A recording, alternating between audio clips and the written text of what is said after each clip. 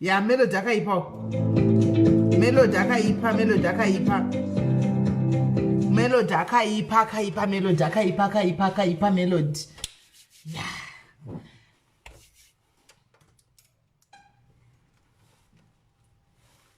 Right. Wewe di melody uyu mamunzwa melody di melody angachimba hapa.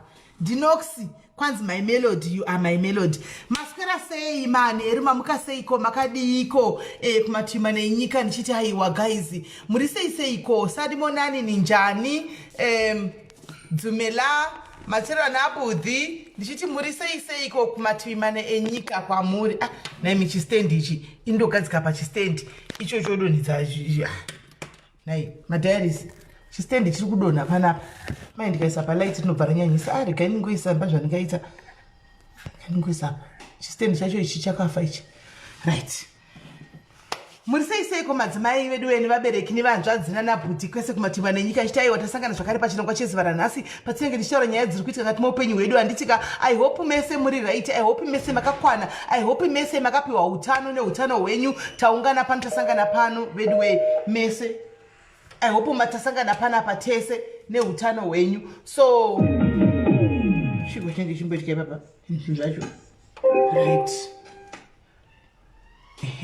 so nhasi nyaya yatinayo panapa inyaya yehanzvadzi vanonzi Simeon Gotora handitika Simeon Gotora ini nyaya yachona ndina handizvi kuziva chandongoziva nechekuti ndimai ava muchazvinzwira nyaya yachona vanotozvitamburirawo ndimai vanotoshandira mumba antimaona asi Simeon akagona kutora 40,000 rands yamai ava akarosva akasvotoka nayo antimaona Simeon do takamboita vamwe vanhu vakamboti uyei kuinbox tiri kutiraya kuti mubate kuti uri nechepapi chaipo adzosere mai ava mari yacho it seems as if haana kutozvitira munhu wani pastand iyoyo akatozvitira vanhu vakati wandei but vedu hachisi chinhu chinenge chinonakidza chiitiko chakangonaka chekuti munhu anenge achizvitamburigwa and then we still handitika kana mafunga kuti hustling tai hustling yenyuka iri straight let's hustle zvinhu zviri straightforward don't say aungatengesi stand isipo you can't do that you don't do that handitika saka ndonyaya toda titaure pano tinobata pada nyaya sedzinoidzi tiri kurarama ngati muupenyu hwedu every day ungave wakabirwa ungave une nyaya yauri kuda kubudisa iri pachesti pako ungave une zviri kurwadza ungave uri kunetsana navamwene kana nambuya muri kuda kuya mese muri 2 kana nemurume muri kuda kuya mese izvozvi so kuinbox kwako kuri kupfuta kubva last week varume vari kuuya kwaini chandakazvitangirawo svika nhaisi Simeli manga muchitaurira nyaya muchitaurira vakadzadu nyaya yechimaikoro kudzimba kwanetsa vakadza kuda zvimaikoro ndikati saka naisi mhosva yangu kana vakadza kuda zvimaikoro that means ni varume ndimi mune dambudziko svikanzitotoda pati 2 vamwe vakafona vese murume ndokavenda kuti vari pano here murume nemukadzi veipacape town apa vakafona vese zvikanzi mukadzi achitoti ndinochida chimaikoro chimaikoro ndikutongochida ndotongochida ndikati zvino nhai vedu zvino murume wacho aniti handidi zvechimaikoro mba mangu handidi kukundwa muvanhu ngavahwisisa kuti chinhu ichi ndechemagetsi still nenyama moze pakaita debate rakanetsa pafoni mukadzi achiti ndikutochida chimaikoro ichi ndikati nei mwari chipedza zvomumwe murume achifona zvenu ndikati kuinga uri ndichitaura takati varume fonai varume vacho banga musingafoni makuda kuninga kuinbox tikai chimaikoro saka ina isi mhosva yangu vane nyaya inoda nevakadzi venyumbedzerani zvikazvinotoda sipati 2 because chimaikoro chatonetsa mudzimba makanga muchitaurirei makatangireiko topic iyo ndikati aiwa itopic dzatinobata everyday handizvo zvimuri kutondifonera mutaura nyaya yechimaikoro dei atisina kuitaura saka muri kudzvanyirira vamwe handiti mamuchidzvanyirira uye vachidawo chimaikoro ichi saka inyaya dzatinotaura panapa handitika hanzi tell him to inbox me kwaine mukadzi wacho Miss G kwaine mukadzi wacho napafoni murume wakari pasaidi kwanzi ina handisi kutoda zvokunotengerwa nachimaikoro imi Simeli muri kuti andibvumidze kunotenga ndirakotenga ndoga because ndikuziva saizi yandinoda moze ndakandonyara pamberi pemupapa munini wasikana kaizvizvi saizi yandiri kuda nini kutoiziva ndoda kutondotenga chimaikoro chacho ndoga ivo ngavangondipa mari imi Simeli ndimataura vaudzei shamwari yangu ndakatoiona inacho chimaikoro chinotobatsira kuti uchabvudza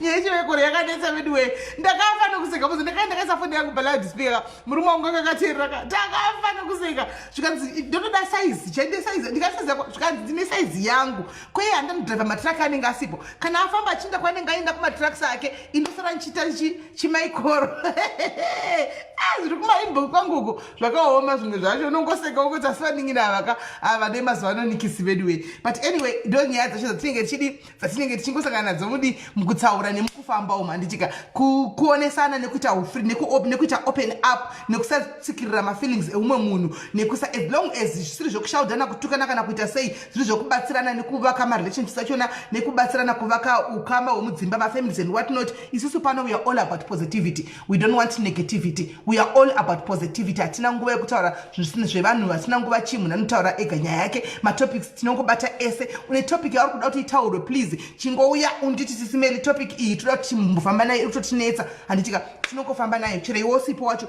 isu tinongoitora tofamba nayo. Saka guys regai tipinde munyaya yedu yezuva ranhasi handitika regai tifonere guest wedu anenge amirira tinzwe kuti nyaya yake yakamira sei handitika nyaya yechimaikoro yanetsa vedu we ndakaseka ndikazvirega ndikati chanandozvitangirawo neniwo yecho chimaikoro chandipinzisa bhisi.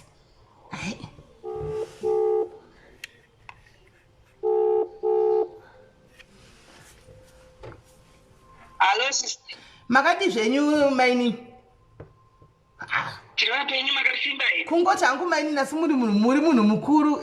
Meno tinakutaurawo sei hangu. Ndizvozvo muri seiko wakoma?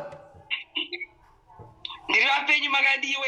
Aiwa tiripo. Aiwa ndimi matisika pachirongwa chezuva ranhasi Sisi. Tinoda kuti mutiudze kuti imimi muri kunzvimbo ipi, muri kunyika ipi zvakare chakunza ipano nhasi. Mutiudze kuti munoshandawo kupi, chakunza ipano muzuva ranhasi kuti mundibate futi hatisi zuva ranhasi. Vhiki yapera yamakandibata. Asi takazokundikana kuita live yenyu, show yenyu nenyaya yekuti makati magetsi kwenyanga yaenda here kunenge kunonetsa magetsi kuna Cape Town uko. Handimaona. So titanangurirei just a brief history about yourself. Okay. Inini Sisi Melly makadi yenyu nokutenda nechirongwa neprogram yenyu yamuri kuita. Inini ndinonzi Rumbidza ikagoni handizi ID. Ndakauya nenhau yangu pano ndichiti ndanetsana na Simeon nekuti ndakatenga stand asi handakwanisa kuvaka pastand ipapo. Saka regai ndikutorere kumashure shoma ndikewa uchinwe ikoko ndikakurira kuchikonono ikoko. Simeon Gotora ndaingomuzivawo semunhu wemungu. Sisi? Chagai pane network inonyatsobata iri kuita ichikata-kata. Chagai pane network yenyu inonyatsobata zvakanaka.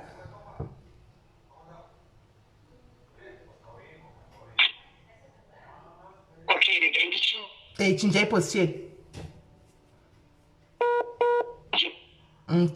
Chinjai position. Muchiri kukata. Taurai tinzwe. Okay. Saka zvadaro ndakazoenda inini ndiri kuchinhu ikoko takazochinja kunzvimbo kwataigara kwekwe. Chibva baba vangu vakanga vachinja basa ndichibva ndanogara imwe nzvimbo. Saka ndazoti kuri zviri kwandakabataka kuno ndichibva ndatorwa nyika ndiri kuno. Saka ndakazoenda kumusha ndichida kunotenga stand mugore ra2018 muna December. Ndopandakaudza hanzvadzi yangu akati aiwa Sisi kunoku chinhu idzi dzinogona kuwanika. Saka takazosangana naSimeon Gotora December akutonopera. Imi munoshanda papi? Munoshanda pai nhai Sisi? Ndoshanda kuno Cape Town, ndoshanda mumayadhi mudzimba. Mudzimba, all right. Okay. Mudzimba tiri kusuka mapureti nekuchengeta vane varungwa. All right. Saka zvadaro handine mari yangu yandakanga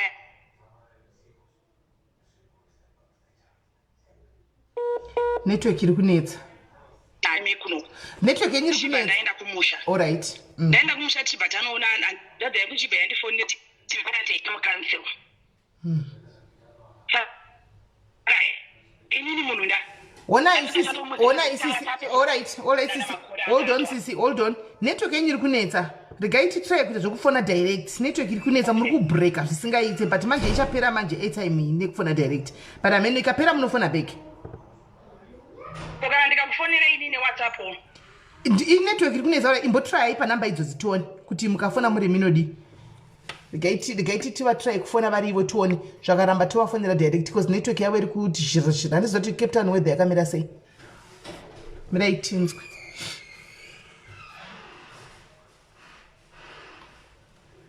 inyangwe neni handisinyatsovanzwa mushe vari kuti vachikata-kata regai vafone back tinzwe.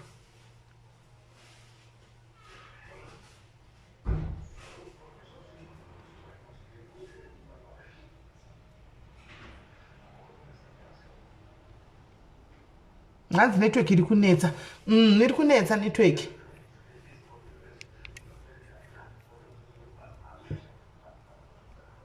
Manje ndakafonera mufoni iyoyi kuda mune 50 rand inogona kupera usina pesa taura nyaya, but let me just try to call a direct tone.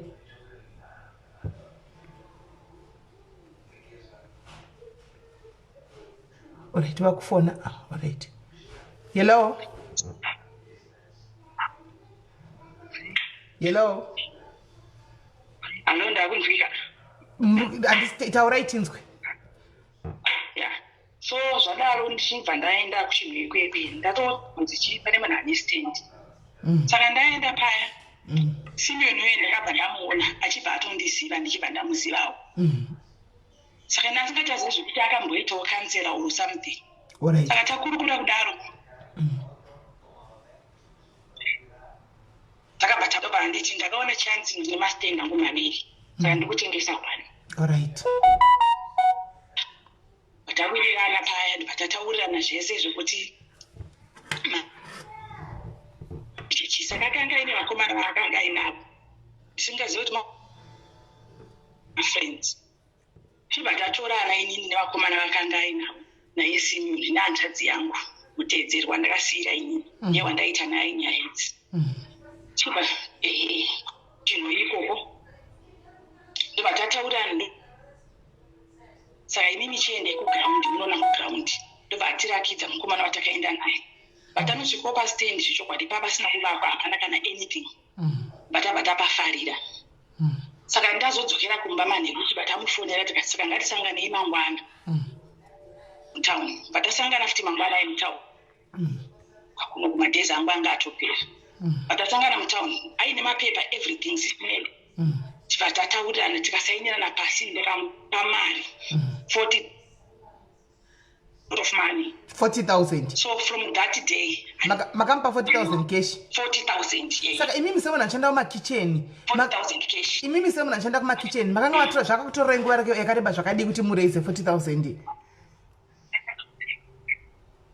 Sifumeli takanga tasenza inini nemurume wangu kubva ini ndakauya 2009 ndichitanga kushanda kusvika 2013 ndobva tatareisa mari iyoyo 2 9 10 12 5 years. Yeah. Inini ndiri munhu aita zvekutengesa ndaitamba maraundi ita zvinhu zviri pamwe chete semukadzi nemurume. Saka zvadaro ndokudzoka kwandakaita kuno Cape Town pandauya kubasa. Tazoprosesa zvese zvekuti hatisati taziva kuti Simeon ashaika kana kuti atiza. Ndeyedi mapepa nazvo plani yapo ndakatienda kugraundi tatenga zvidhina taisa pasiti tatsvaga matombo everything vakomana nekusvaka. Saka pakazoya baba vanonzi Mr. Stole vakabva kukwadzana ndovakasvikomisa vanhu vaishanda pasitendi kuti no hamusi kushanda pano nokuti yanga ya 2014. Regai ndikufonere direct iri kuita ichistopa. Regai ndikufonere hatisi kunyatsonzwisisa ndo zvingatoita kuti tivafonere direct because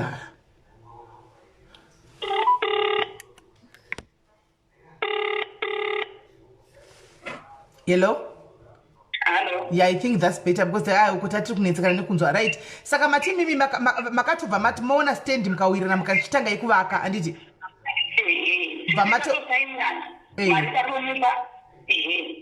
so ini ndinodzoka kwandakaita kuno pakutovakwa pakutanga basa alright. Saka ndo pakauya vanonzi Mr. Stole oromisimo vakabva kukwadzana ndo vakasvikotimi vakanisa vakomana kunzi no hamufaniri kushanda pano nokuti stendi yangu.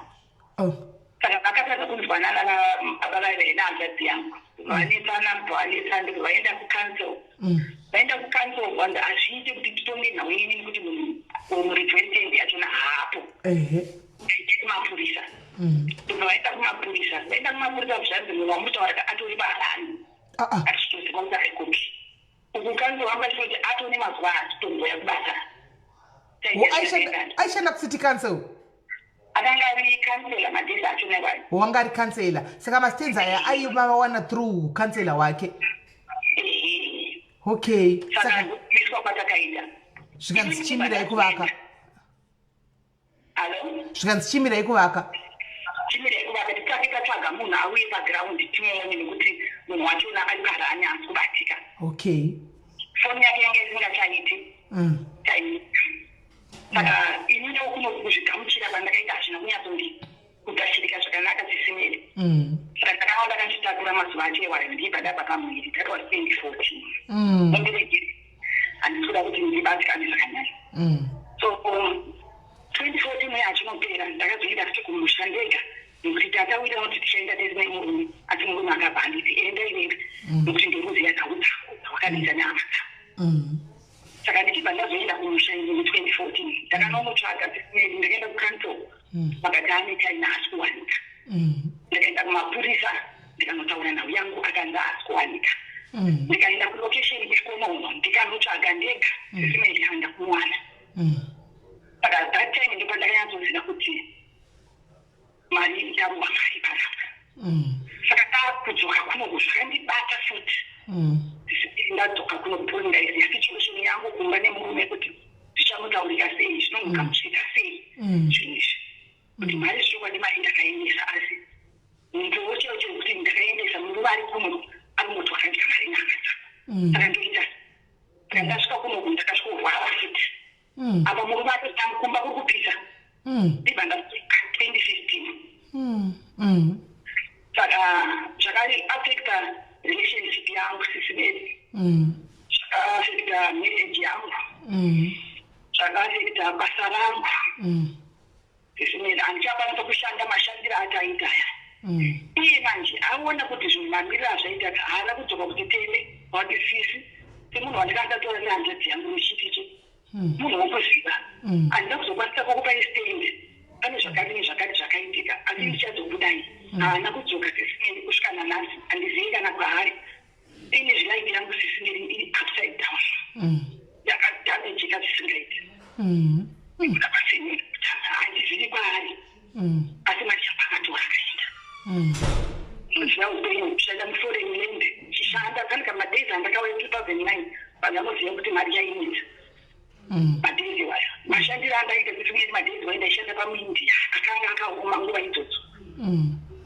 ndichisevha mari iyo handina kuwana nguva yekufara kuti ndidye mari yangu asi ndakaungoshoipa munhu achibva aenda nemari yangu nanhasi handizivi kuti ari kupi right imi pamakatenga stendi makaudza murume wenyu here kuti ndatenga stendi ndakaudzani murume wenyu aiti zvoti ndotonotenga stendi akangamboionawo here takaenda pagiraundi naye ndakaenda ini nadzo murume akanga asara kunoku ndikubvunzira rangu pakuti mati zviri kuafecta zvakazoafecta relationship yenyu nababa kumba kuti murume zvinhu zvinowanikwa nditi but murume pamakatengata process yese iye anga asiri kuziva zviri kuitika zvinhu zviripo achiaprovawo kuti kana maiwana endai munobhadhara iripo mashuwa mapepa aya ndiyo kuti mangwana nokuti kuvharwa kuripo kana wazovharwa ngapacheka kuti mepati inozoti ndiwo wakainda indanopedza nyaya dzako aizviziva tisimeri but munongoziva munhu kana pachinge paitika chinhu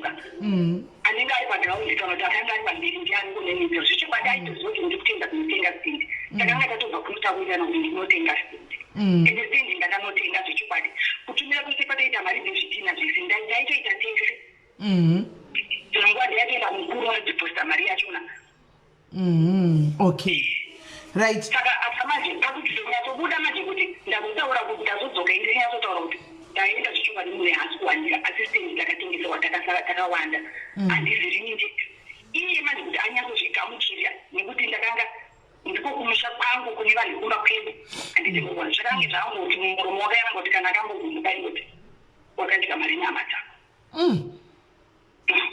kozi wakadya mari nyama dzako ende zvakaoma right saka makazombodzokera pastendi paya kuti muone tiko zvinhu zvipakavakwa ekuti pakapiwani zvakafamba sei ndakadzokerako 2014 ndakaenda zvinofanira pasati paitwa anything panga pachimbonye mandikini atanga taita isusu 2015 handina kukwanisa kuenda kumusha ndopandairwara nemindikiri nyangwe saka 2016 ndopandakapedzisira kuenda kunotasa pastendi ndakasvika papasati pane anything.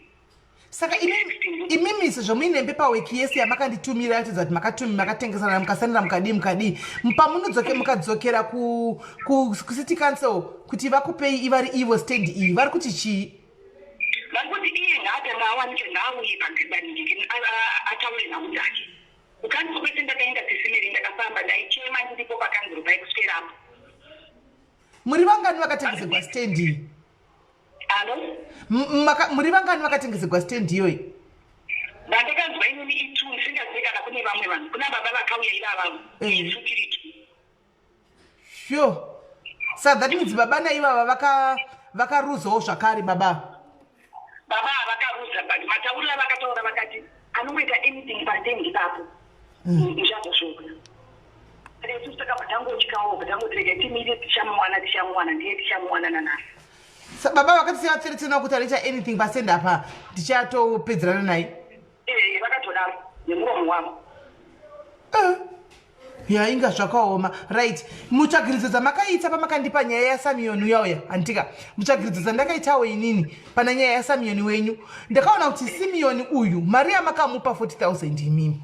Nemari akatora kuna baba vekuHarare ava. Itsvagiridzo dzangu idzi. Handitika. Simeon akavhura bhawa nemari iyoyo kuchinhoi. Avhura bhawa nemari iyoyo kuchinhoi. Simeon akazenge akutsvagwa nepolisi ari pawanted.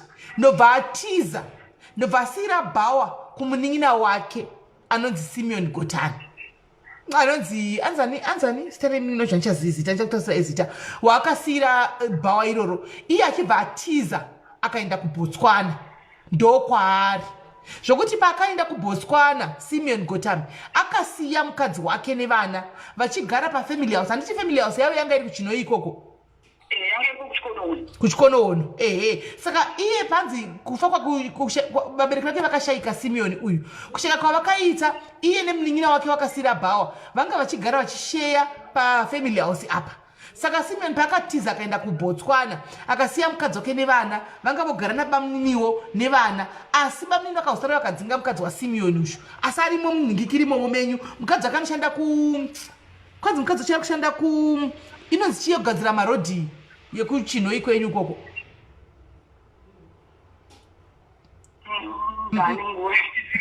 Pane kambani inogadzira DTF ameno inogadzira marodhi kuZimbabwe uko ndo kwaari kushanda mukadzi ushanda but akadzisara akadzingwa nabamunini vaigara navo munin'ina waSimeon. Bhawa ririko bhawa riri kurana nderaSimeon asi rakasiyirwa munin'ina ende fuchi ndofunga iko zvino hanzi SIS MELLY tine muzukuru wake pano pin the comment. Where is the comment? Right. Ini ndo tsvagiridzo dzangu dzandakaita ndikawana.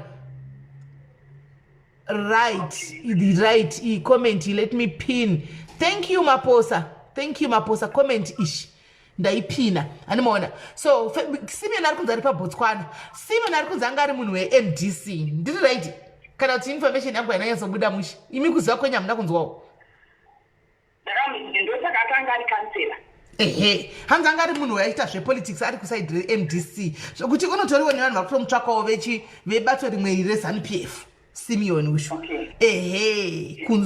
Kunzwa kwandakaita ini information yandaka kutokupaiwo pano handiti maona ndo zvitoripo. So zviripo manje ndaimbotsvaga kuti zvinoita here kuti maybe bhawa iri nderaSimeon maybe pane tizive kuti legal route zvinoita here kuti maybe mapurisa aende amboinvestigata munin'ina because bhawa nderaSimeon munin'ina wacho uyu kuti maybe anogona kutaura kuti uyu ari papi mukoma wake hanimaona kana kuti munin'ina ushu akupei mari because mapepa ese munawo hanimaona adzosere mari because bhawa riri kurana bhawa nderaSimeon but rakasiyirwa munin'ina.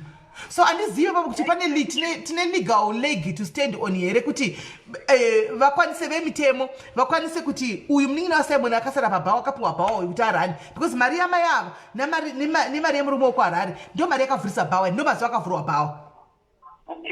Animaona ndo vanhu ndo mari yakavhuriswa bhawa from what I've heard inini. So handizoti tine leg ndoda kuti akubvunzwa magweta ari pano handizoti gweta redu repana parinofanira kunge richitanga show yaro riripo here richibatsirewo kuti tione kuti do we have a leg to stand on. mai ava vatikavhe mari yavo 40,000 kana kuti mai ava piwe stand yavo vanziva vake.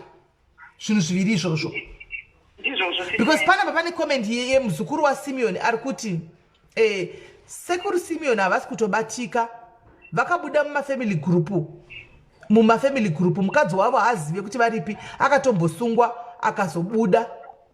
Antimaona saka uyu muzukuru wacho uyu anonzi Matilda mudhairis ari pana kutotaurawo kuti sekuru vake vakabuda mawhatsapp group mukadzi akatombobatwa.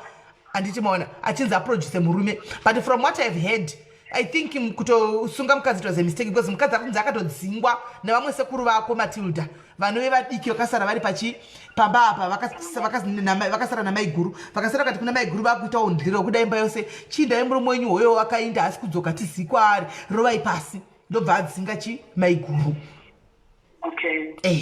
Anomaona. Saka right now what we are trying to do kungotsvaga a leg to stand on kuti tida kuzati legal wise tine here mukana wekuti machances ekuti tinobudirira kuti bhawa tiri kunyatsoziva kuti ndere munin'ina wake nderake vatakasira munin'ina wake handitika, and we might as well zvikafamba mushe have the proof to it kuti bhawa akasira munin'ina wake because inini manje ndine vanhu vakundipa information vari mufamily handitimaona.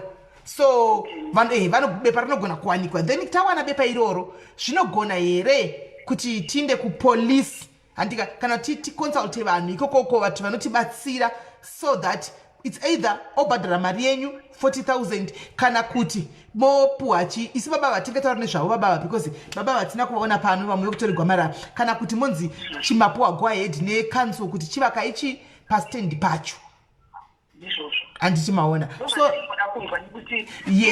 yes I think tine munin'ina umwe ari pano, munin'ina waSimeon ushu ndofunga munin'ina wacho ari kudedzwa pa anonzi Mispa Gotami ushu anonzi Mispa Gotami, I think munin'ina waSimeon.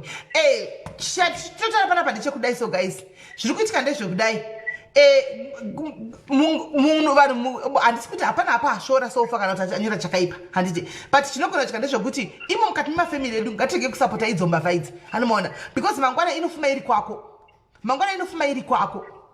handimaona inofuma iri kwako. Mai ava muzaiti mai vari kuti vakaluzi vakaita miscarriage nenyaya yemari handimaona yestress yemari yavakanga vashanda for 5 years mumakitchen vachiunganidza mari handimaona vatotenga masemendi. Saka masemendi makaisepi hanzi Mispa mwana wake hanzi Mispa mwana wake. Saka mwana haasi kudziva kuna baba here, baba hasi kukomikidza nemwana. Mispa ngauye pano guys, Mispa ngachiuyawo pana tibatsire gaindipine nhamba Mispa atifo abatsire because chokwadika handioni kuti zvinhu zvakadai so izvi gaizvi zvinobispa ngauye atidze kuda pamangagodza baba vari papiti pabhoswana apa tikasarisana munongo adi musikana aikomenta achiti anonzi Shelter Makanyairi ndikunga tikatsvaga iyeye mukamubata nokuti ndaitaura kuti Simeon anga ari pano haana kuita nhau idzodzo atoenda kubasa. Iye Shelter Makanyairi anoziva panogara Simeon Gotora ari kuBotswana.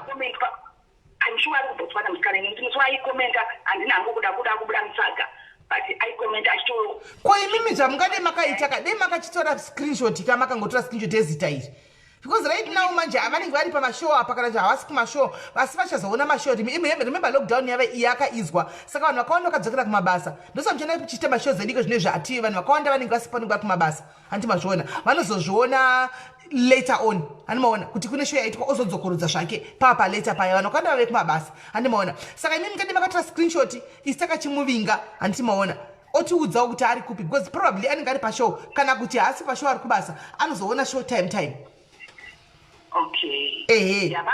Panga paine musikana ainzi Shelter Makanyairi paposti yamakaisa paya Shelter Makanyairi aikomenta achitaura kuti inini ndiri kutaura chinyaya chekunyika Simeon Gotora haana kuita nyaya idzodzo. Anogotana kuita nyaya idzodzo sei? Indakanga ndakakanda ponikiri evidence yese pandakaisa posti ndakaisa marisiti enyu amakabhadhara agreement of sale yenyu yanga iripo semaposti anoita nhasi yanga iripo pamakaisainirana pese zvese zvanga zviripo mari yamakabhadhara maslip ese zvanga zviripo. Saka munhu anenzi akakwana anzoti hanzi haana kuita nyaya iyoyo ndofunga ndiva muhurewo vari kugariwa navo kuBotswana ikokoko handizivo ipapo but ndakati ndikabuda akazi ndakamboona kuti rega inyaya yacho kuti ingoperera pano nokuti kuzoendera munhu inbox kana kuti unozobatikana nezvinhu zvisina basa takabatikana nezvakawanda zvisimeli rega iye sheuta makanyaire I'm sure ane information.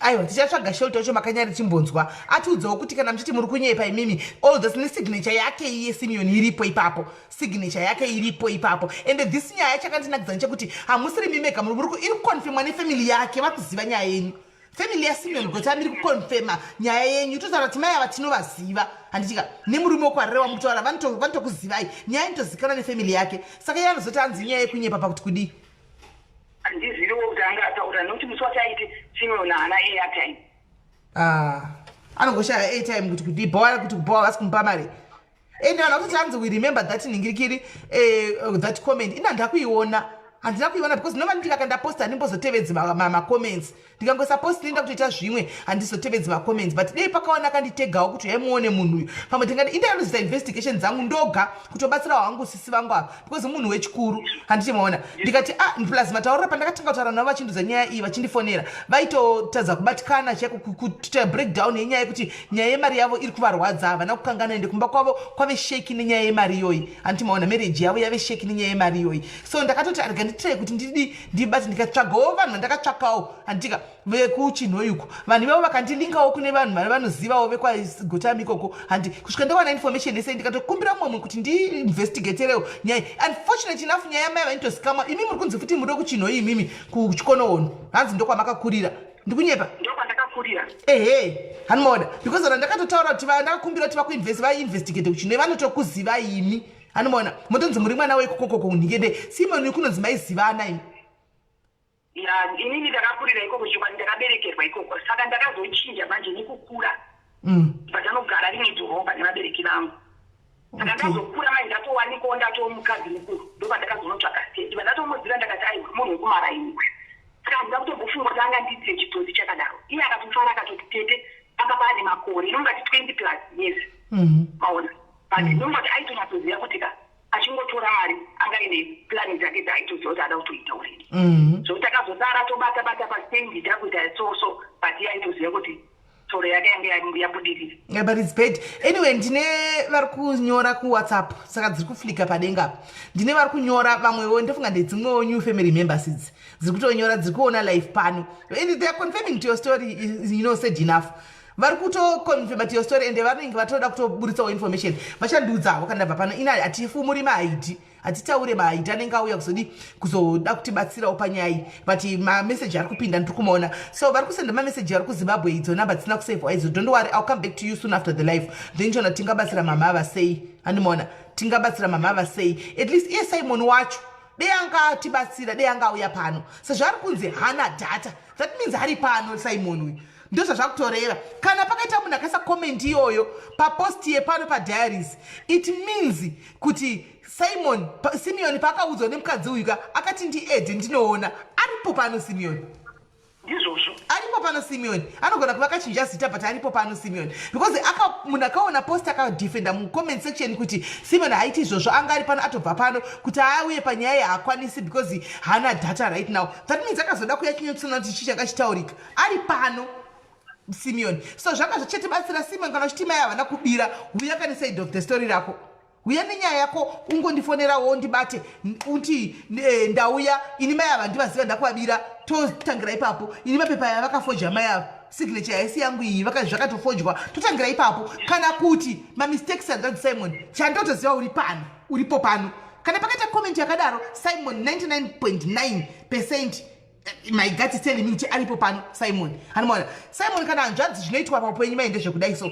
kana uri kuti wanga wadyawo mari handiti ukangoitamba zvinoitika zvinhu zvakadai handitika zvokuti wakarova kunzungu nokunyima ukatengesera vanhu 2 mastendi but pavanhu 2 wakatengesera mastendi hapana munhu akawana stendi sofa mai ava vari kuchema vari kurwadziwa nekunyaya yestendi yavo ko chihu yako kautaura kuti mugadzisane mutaurirani handitika chitaurirana iora iti unyore consent yekuti mai vapiwe stendi yacho chete hanzvadzi we can do it usipo iwowe then ungotinyorera affidavit rako handitika rine wakaaticha chitupa chako mai avaenda nazvo kupi kusiti kanzi tovamiririra pano padiaries totsvaga timu rinoti rinovamiririra handitika vopiwa stand yacho vovaka zvavo chete because chokwadika uchashaya mari dza8 kusvika nekusingaperi hakuna chauchabata chichaindika nokuti fresh yatati nayo kana plan yatati nayo dai ndakatopedza kuvaka paino that was 2014 dai ndakatopedza kuvaka uro dai ndatopa neni level but ndinobatikana ndiri kuyeka aiwa handozviziva ndakanzwa wangu pamaitaura paya ndakanzwa wangu pamaitaura saka nzvanzi Simeon kana wakatarisa uri munhu wenyama uri munhuwo wenyama newe inzwawo tsitsi munhu mukuru munosizivana kuti muri vanhu vakuru mese naamai avo munhu mukuru anditi munhu mukuru chiitawo plan yekuti is either vawane stand yacho vatange kuvaka handitika because pamari futika as far as it is right now it seems as if mari tokunetsa handi chiita kuti utibate handiti chitibata tione kutaurana kuti stand iyi vangaiwane sei vawane stand yavo back. I know Simeon kuti uchatoona live whether ungangovosipo pano right now but uchatoona live unotoiona because kana uchitori nevanhu vanokuziva pabhosikwana pavari pano most likely kuti vanotokudza kuti live yaitwa ende kune live yakoko ende uchatouya uchiona. Hatina munhu akambonyorerwa panapa akasauya oga. Takataura nyaya yevanhu vekwamubayiwa vaya handitika vakabudikira mucomment section vanga varimo vakabudikira handitika tikaita nyaya yanhingikiri iye uyu Simeon uyu vabudikira futi handimaona vanhu vatinongoya navo panapa kazhinji chavanobudikira.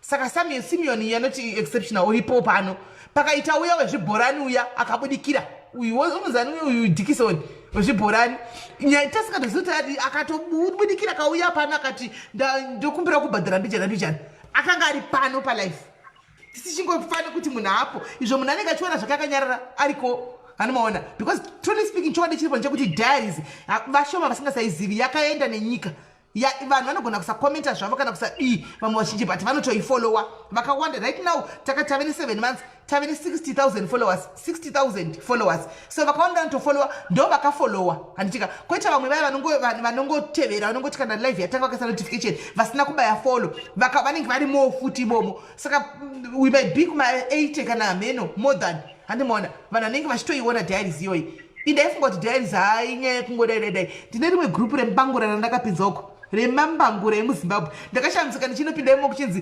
titambire zisimeli yai pano I was shocked ndichitoti iwi mune vanhu vakuru vakadai so ndikanongonoteererawo kuti zviri kuitika mugrupu mandapinzwamo ndione munhu soti ndisisimeli here diaries ava sisimeli yai pano ndakutoisa pahotsiti paine saka diaries dzinozikamwai anomaona aripo pano right regai tivhure malines guys kana varipo vanoziva hanzi is already safari ndozvandiri kuona tau ndozvandiri kuona kana varipo vari kuda kucontributa kubatsira mai ava kana kutaura namhomza varipo kana kungotaurawo anything mai mwana but nyaya hatisi kuzoirega yakadaro hatisi kuzoirega ticharamba tichingofamba nayo handimaona so ticharamba tichingozama kuvabatsirawo kana varipo vanoda kutaurawo mashoko maviri matatu namba ndakapina idzo namba ndakapina fonaiwo vadi mutaure navo muvasimbise ndimai vechikuru handimaona but vari kubatikana nenyaya yemari yavo vedu its not easy makitchen umu handimaona hanzi namatilda isi takambopostawo kuma-v11 uko evarume vevanhu takabudikira wani ishuwa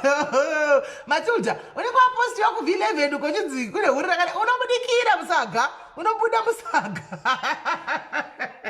unobuda ino the feeling unobuda musaga wega kubudikira kuti ndini regai ndizvidefende handiona unotobudikira handimaona saka tikuda kuti regai timbopa Simeon mukana because right now ndakunyatsoziva kuti kana comment yamandudza iyoyoka iripoka ndakunyatsoziva kuti vari pano regai timbomira timbonzwa kuti pavanouya vanoti kudii mukoma Simeon. Hello mama.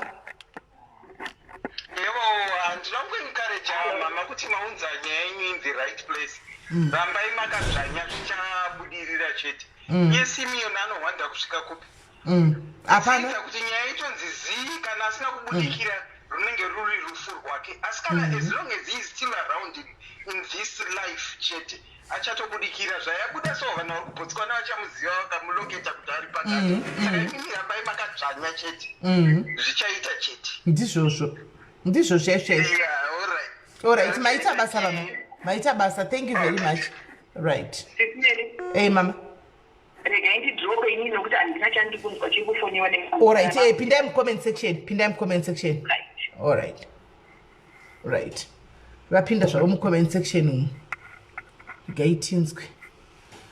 Right. Hanzi na mama wangu ari panapa pa Simeon as long as uri mupenyu chete aiwa uchabatika hako. Asi inini right now nekuda kwecomment yamandiudza yakanyorwa aiwa Simeon ka panapa kuti akutsvakwa kutozviziva zvinhu zvaakuziva saka ndatotaura information yakawanda wanda not knowing kuti Simeon unotori kune comment yakadaro pano anditi maona otherwise denda ndisina kutombotaura ndagara ndatongonyara but anyway akuziva kuti information taanayo ende ari kutotsvagwa kwete nemunhu wani kana kuti nemunhu chi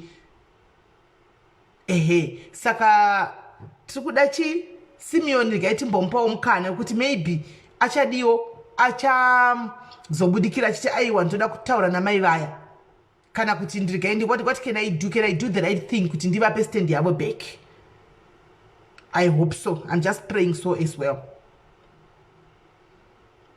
Hanzi tipin comment yacho Simeli. Comment yakanzi yakaiswa pa last post yandakaisa ndo pakaiswa comment.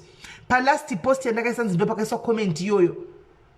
Antoona haina kuiswa na asanze yakaiswa pa last post yandakaisa. So yeah, andina kuiona but nichatsvaga shelter ushu. Nichatsvaga shelter. Anditika. So bedwe aripo ere umwe anoda kufona kana pasina umwe anoda kufona anzi Botswana iripo. Botswana iripo vanotomuziva havanenge vachizivana vanhu vanotozivana. Vanhu vanenge vachitozivana. Anoona vanenge vachitozivana. Kana pasina guys ndidzokere kuita hangu basa rangu rezvandandichiita because ndandauya nenyaya yamai vava chete. Kana pastorina anzi ko chirongwa chenyengo chinotanga rini tofira muma comments here. Chirongwa chenyengo chichapinda this week because last week pane nyaya yanga iripo yanga iri emergency kaya munamato uri emergency than kuti aidu zvevanhu venyengo izvi saka taida kuti kumboitwa maprayers zvakaitika ipo paya handiti maona and we are very happy. I'm very happy and I'm very glad to announce kuti mwana waya he is recovering very well. Ndatumira pictures nhasi imwana uya ari munhu achitodya yega ari muhospital achitodya so ndafara singaiti though feedback muchazopiwa ina apostle because ndingataura feedback ndikozotaura nepasiripo gumbo remwana uya ari kunzi rakatyoka nechemukati anga asisina ropa mwana uya so akawedzerwa ropa anga achiwedzerwa ropa saka kuti vamuendese kutheatre iye anga asina ropa kudaro anesthesia zvanga zvisingaite aifunga kuti atange ave stabilized panyaya yeropa apa anomaona so zvakaitwa Friday kaizvi saka pandaguma kutaura navo nhasi vanga vakamirira doctor kuti vanzwe results egumbo kuti chingave chaiko chaiko anzi nafifi musaenda sisimeli tanga imwe intoda kugara panapa tichitaura paine nyaya handitoona paine nyaya dei ndanga ndaziva kuti nyaya yavo ichakurumidza kupera dei ndaunza ndaisa two magesti dei ndaita two magesti zvino mwe guest ndandangomuti aiwa tozobatana mangwana hanimaona ndachitomuti tozobatana mangwana hanzi ndaendese kwaBolt kata Simeon uyu ameno ipapo handizozivi aiwa mwana ari kurikavha favored aiwa as compared pandakatanga kumuona achitakurwa achibudiswa pictures akabva kumusha nyange nendaingoti Mwari papa sina kumira mushe papa sina kumira mushe papa sina kumira mushe but zvandatoonawo hangu nhasi chakwanga achitodya ega atorwa picture namai vacho ndichaposta mapictures acho ndakatotora mapictures vaina mai vacho problem hospital muri kungopinda hanzi Simeli I have 2 semesters in Koi. I'll be free on Wednesday. Mutibate iwe ndionotondibata Rosi moyo fona Rosi fona iyo ndonotondibata katokupa slot oya nekoi yako pano 2 semesters tidzidze pano Rosi moyo ndifonere namba ndakapina namba Rosi ari kuti ndine nyaya yangu ndakapina namba apa fona hanzi phone other guests munhu anenge pamwana Lorraine remember my guests ndiwanondipa time because anenge ari kumabasa anenge achiziva kuti time yakati iyo ndiyandodi ndiye ndinokwanisa kuti ndibude out mubasa mangu ndoita life yangu ndodzokera mabasa vanhu vakawanda vakavhura mabasa saka vanenge vari occupied vamwe tozoona madelayed tozoona macomments azara awanda isu kuYouTube kutoti kupaneta live macomments angasina mbodai macomments anenge azozara handiona saka vanhu vakawanda vanenge vari kumabasa kuti ndochamfonera kuchiuya palive munhu anenge asina kugadzirira because anenge audzwa kuti ndoya mangwana kana tusora mangwana handiona saka ndichongozoti chiuya kulive nokuti nyatsobuda ngatiite zvinhu zvakarongeka handitika aiwa ndakafara nyange ndendafara pandaona mapictures wenda I was so happy takungonamata kuti pamarizasi ari kuuya aya dei achiuya achitaura kuti igrowth zvayo hanimaona ingori growth inokwanisa kuti ibviswe chuma yaya hanimaona tingonamata kuti isazonzi icancer chete ndo pane munamato wedu ipapo, ndo pane munamato maprayer warriors akawanda, ndo pane munamato wavo kuti dei kwerega kunzi chi zvino nekuti rakatochikoka riri kunzi rakachikoka nemukati futi gumbo racho, handimona pasikani yakaitwa, handimona. But I think ndizvozvo haisatiti makuhwa, hanzi kokota piano, hatiti zvemakuhwa isu, totaura nyaya dzinenge dziripo, zvemakuhwa hatichaite.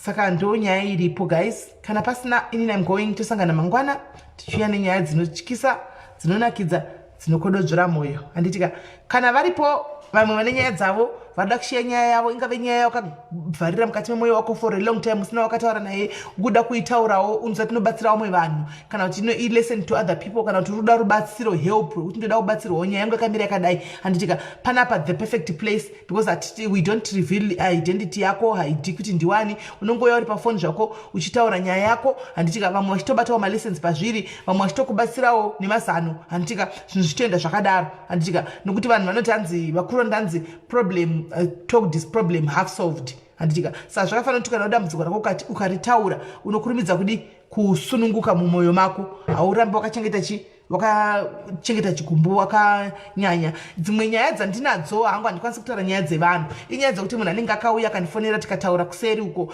and anenge asiri comfortable nekuti inenge ine maparties akawanda wanda, handitika vanenge vari involved. So but dzimwe nyaya dzacho dzatombosangana nadzo dzakaoma vedwe, dzakaoma zvo zvine zvichida munhu akupa consent.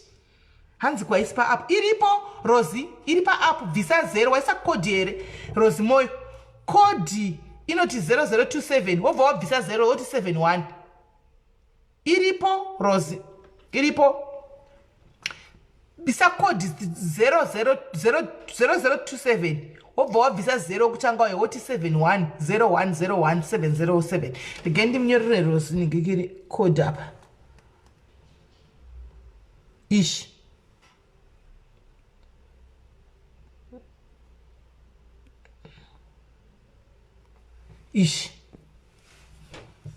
iyo Rozi iyo ndanyorera. Rega itimirire Rozi ari kuti ane nyaya yake yaroda kutaura. Rega itimirire Rozi ataura ane nyaya yake yari kuti aroda kusheya, aroda kuitaura pano.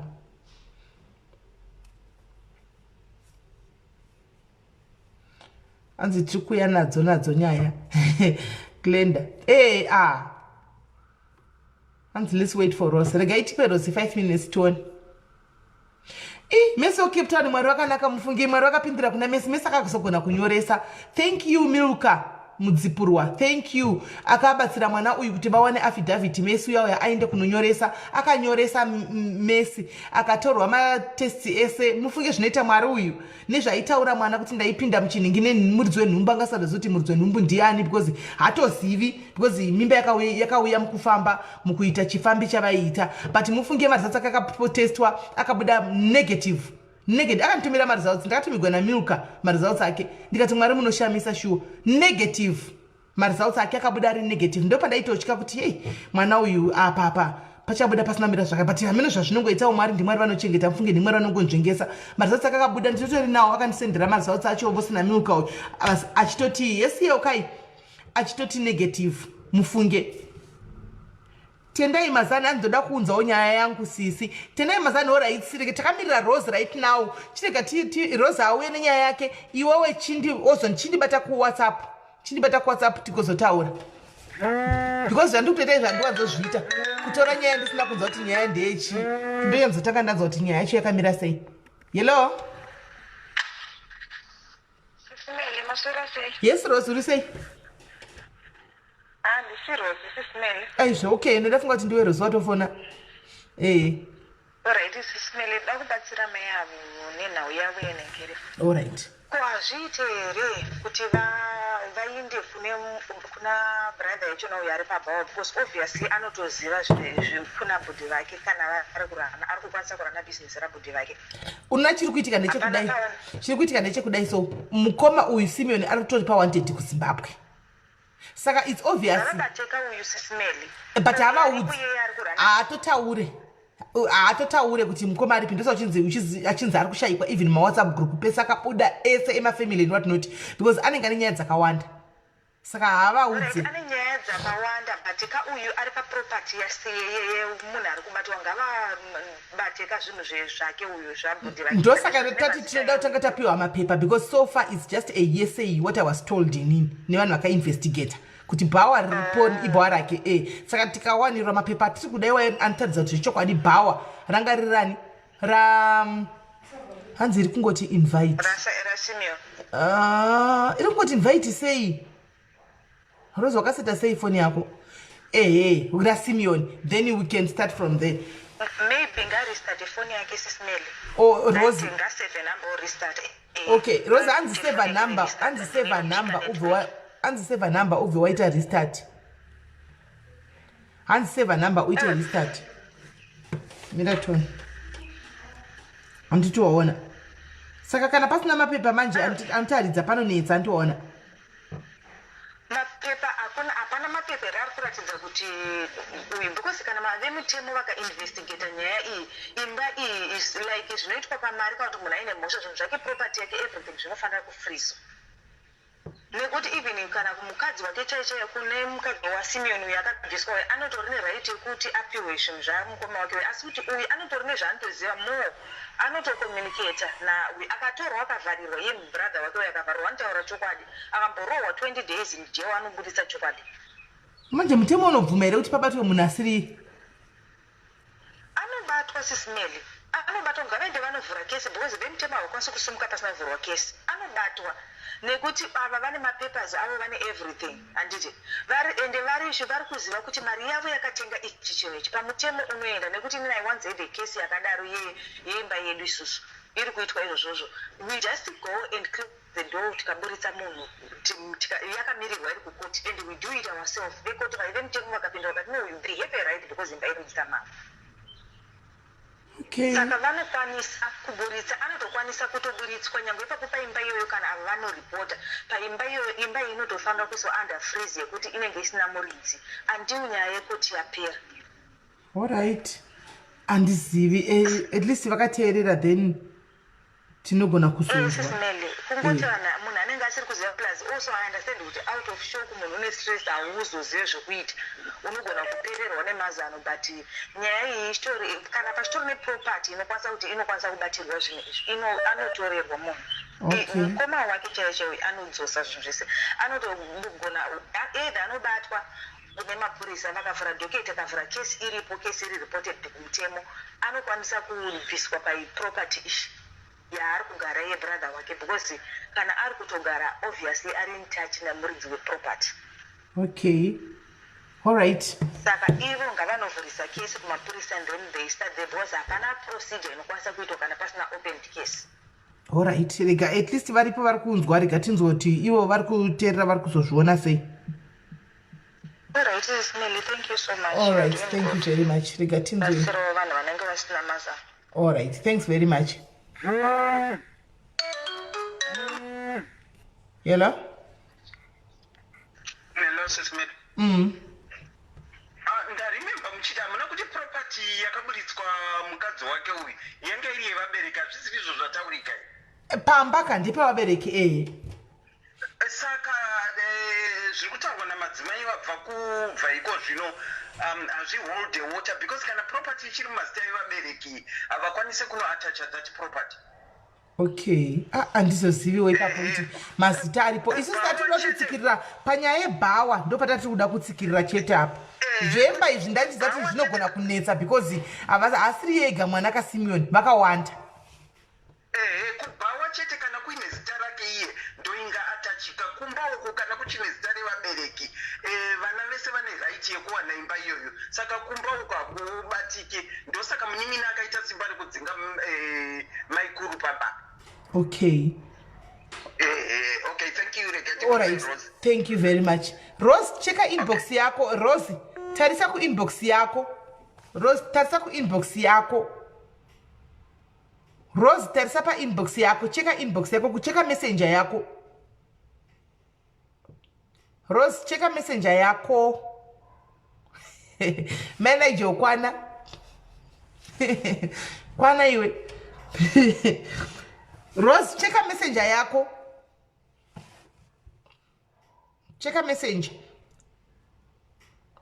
ndakuisendera neimwe akaunti yangu ine zita rangu, so pane ndakuti hai, saka ndikwanisa kufonera because hatisi mafriends. Apa uri mwana wokumba kwangu Rose.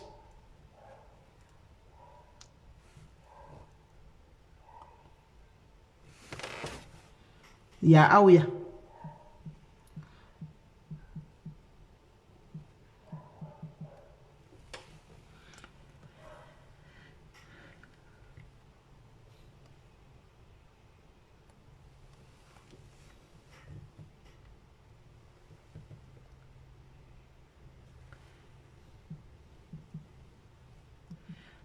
Foni yake ndofunga iri kuti netsei, but gaitite zveapp ndite zvemessenger. Ikaramba andipa namba dzake ndomufonera kuoneke kiri kuapp kwacho. Miraitoni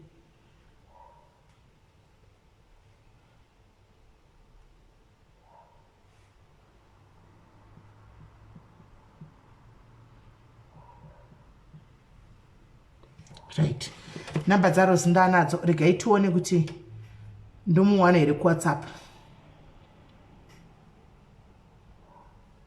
Ene madhiaries mashingirira mukati atiende toda kumirira nyaya yaRose ende makaoma. Imi madhiaries ende amuiti. Nhasi ndoda kutoti arega nditomboti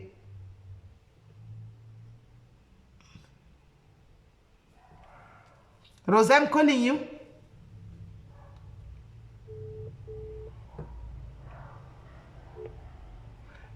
Muninina.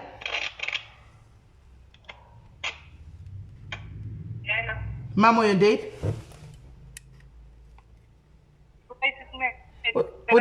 Uri right, kufoni yako yakaita seiko yanga isingandinongi. Aiwa, I think yanga ichida kuitwa unozoita reboot your phone. Waidzima waita on chakari. Right, so sitokuri gamuchira muningira mamoyo. Kuri sei. Kuri right, SIS MELLY. Ndandikotewa kufunga. Nyaya yakamboitawo tunga. Iyaya yevabereki nevana. All right. Tine nyaya yawo yangu inondinetsa. All right. Yekuti ndikabatsira. Handizivi kubatsirikana sei. All right.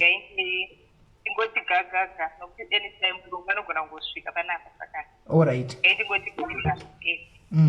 Ini ndava nemakore 28. Ndakasiyiwa nevabereki vangu kuti vakarambana ndine 2 years namuda vangu. Mbuya vangu ndobva vazoshayika ndava grade 199. Saka pakashayika mbuya vangu ndikabva ndasara ndisingatsvakiwa nina vamai vangu. All right. Nehanzvadzi dzavo. Saka zvadaro ndakangokura ndichitambudzika, asi vabereki vangu vese varipo. Ndakazoona mai vangu ndava grade 5. Asi vari muno munyika yeSouth Africa, vasingauyi, vasingatumiri, vasingaitei. Baba vangu vaigara muGweru, padhuze nepandaigara. But ndaiti ndikaenda kumba ndichida kukumbira rubatsiro saka ndikaboti handisi baba vako. Vaiti chii? Vainditi handisi baba vako, kufaya utotineta. Okay.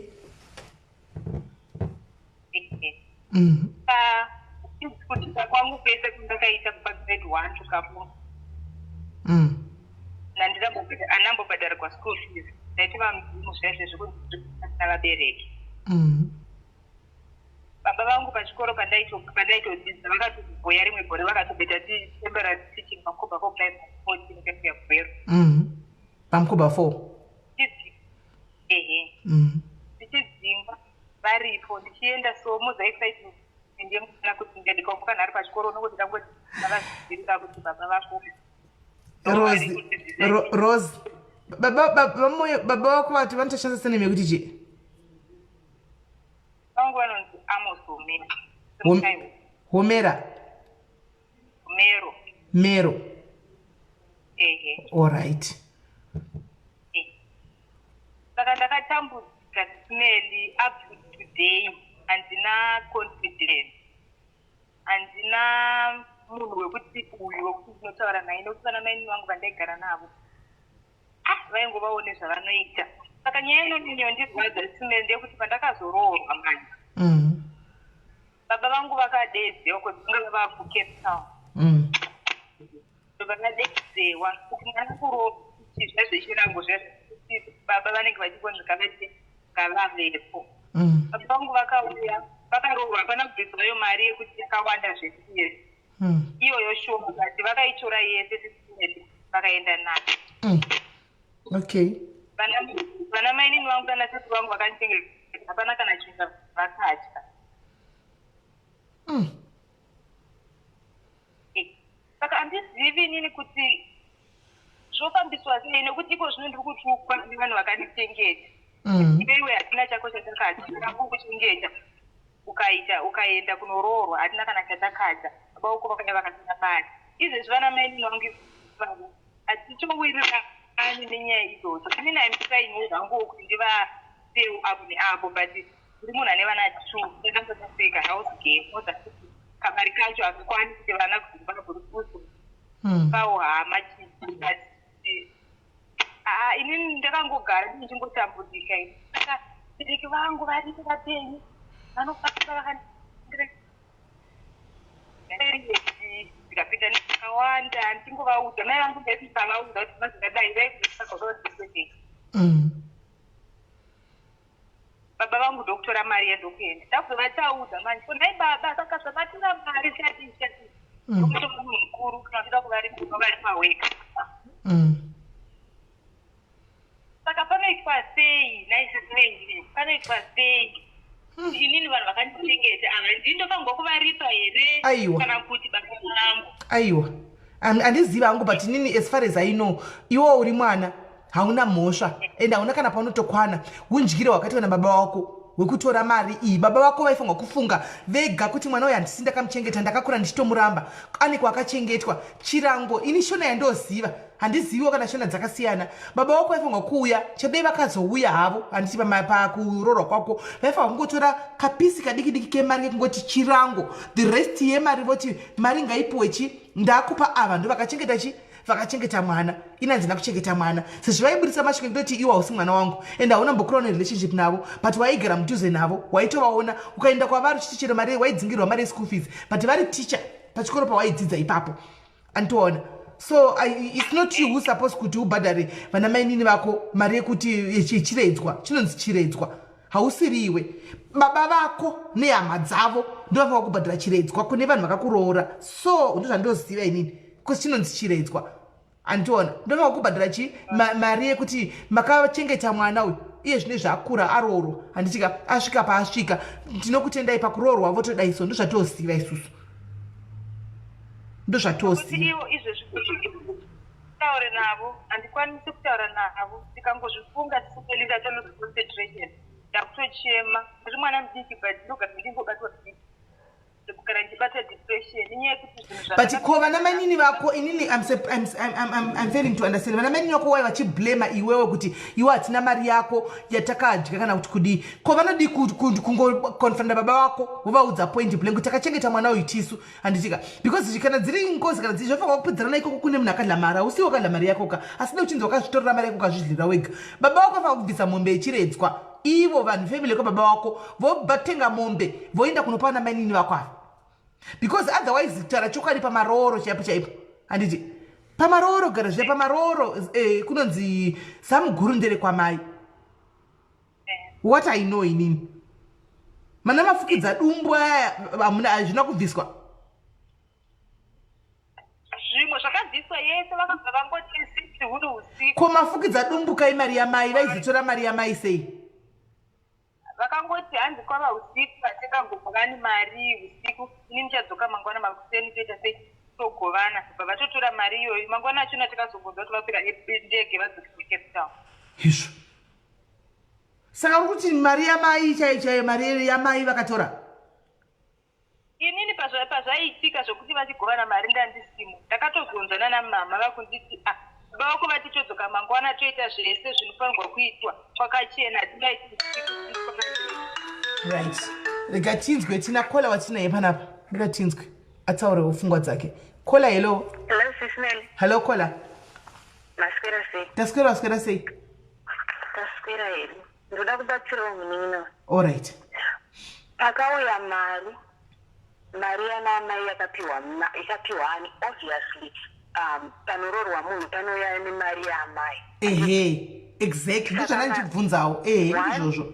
One, mari yamai yakapiwa ani. Baba ava vanga vasina kodzero yekuti vatakure mari yese including zvaamai. Anditi. Chechipiri, vanamai nini vane mwoyo yakaoma nekuti kana uchichengeta mwana womunin'ina wako wemukoma wako usatarisire kuti ndichazodya chakati pari because you never know how life goes. Anditi.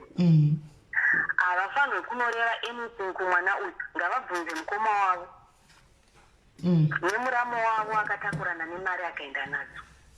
Paakaroorwa ndopaifanwa kubvunza muramo wavo kuti inini nekutakura mari yese pakuti kuti aiwa kutumbura mwana uyu. Aiwa wanzwa here kuti munin'ina ati kudii? Ati andi paunoroorwa kazhinji kacho uchibvisirwa mari unogona kunge usimo murumu macho. Anditika vanenge vachiita zvinhu zvavo vasi vanhu vakuru. Hanzi baba vakati zvakaitwa usiku, baba vakati tochidzoka mangu. Ndo mistake yakaitika manje ipapapa pakuti vakaregedza vakatendera baba vaya kuti vatakure ndiro yose yemari, vakati ndodzoka mangwana tozoshiyana mari mangwana because kwave usiku. Kuseni mangwana ndokubva vafuma ndokurova pasi vatonzi vakwira bhazi vadzokera Cape Town. Vakatadzikwa baba vakanga vasingatombofanwa kunge vachibuda nemari iyoyo pamba ipapo. Kona ikola hazviti here kuti tifonere baba vauye pano. Vanofanirwa kufonerwa because mwana uyu vakamuramba vakamuramba tivabvunze kuti kovanotora mari iyi pakuti kudii, saka varikuda kuti unganidze mari yemombe. Azviite izvozvo, azviite. Hanzi ndokumbirawo nhamba SIS MELLY, ndine nyaya yangu ndoda kuuyawo live. Alright, mira ndikupe nhamba, but nhamba ndakapina. Chichi nhamba ndakapina, chichi idzo nhamba dziri pazasi ndakapina apo idzo.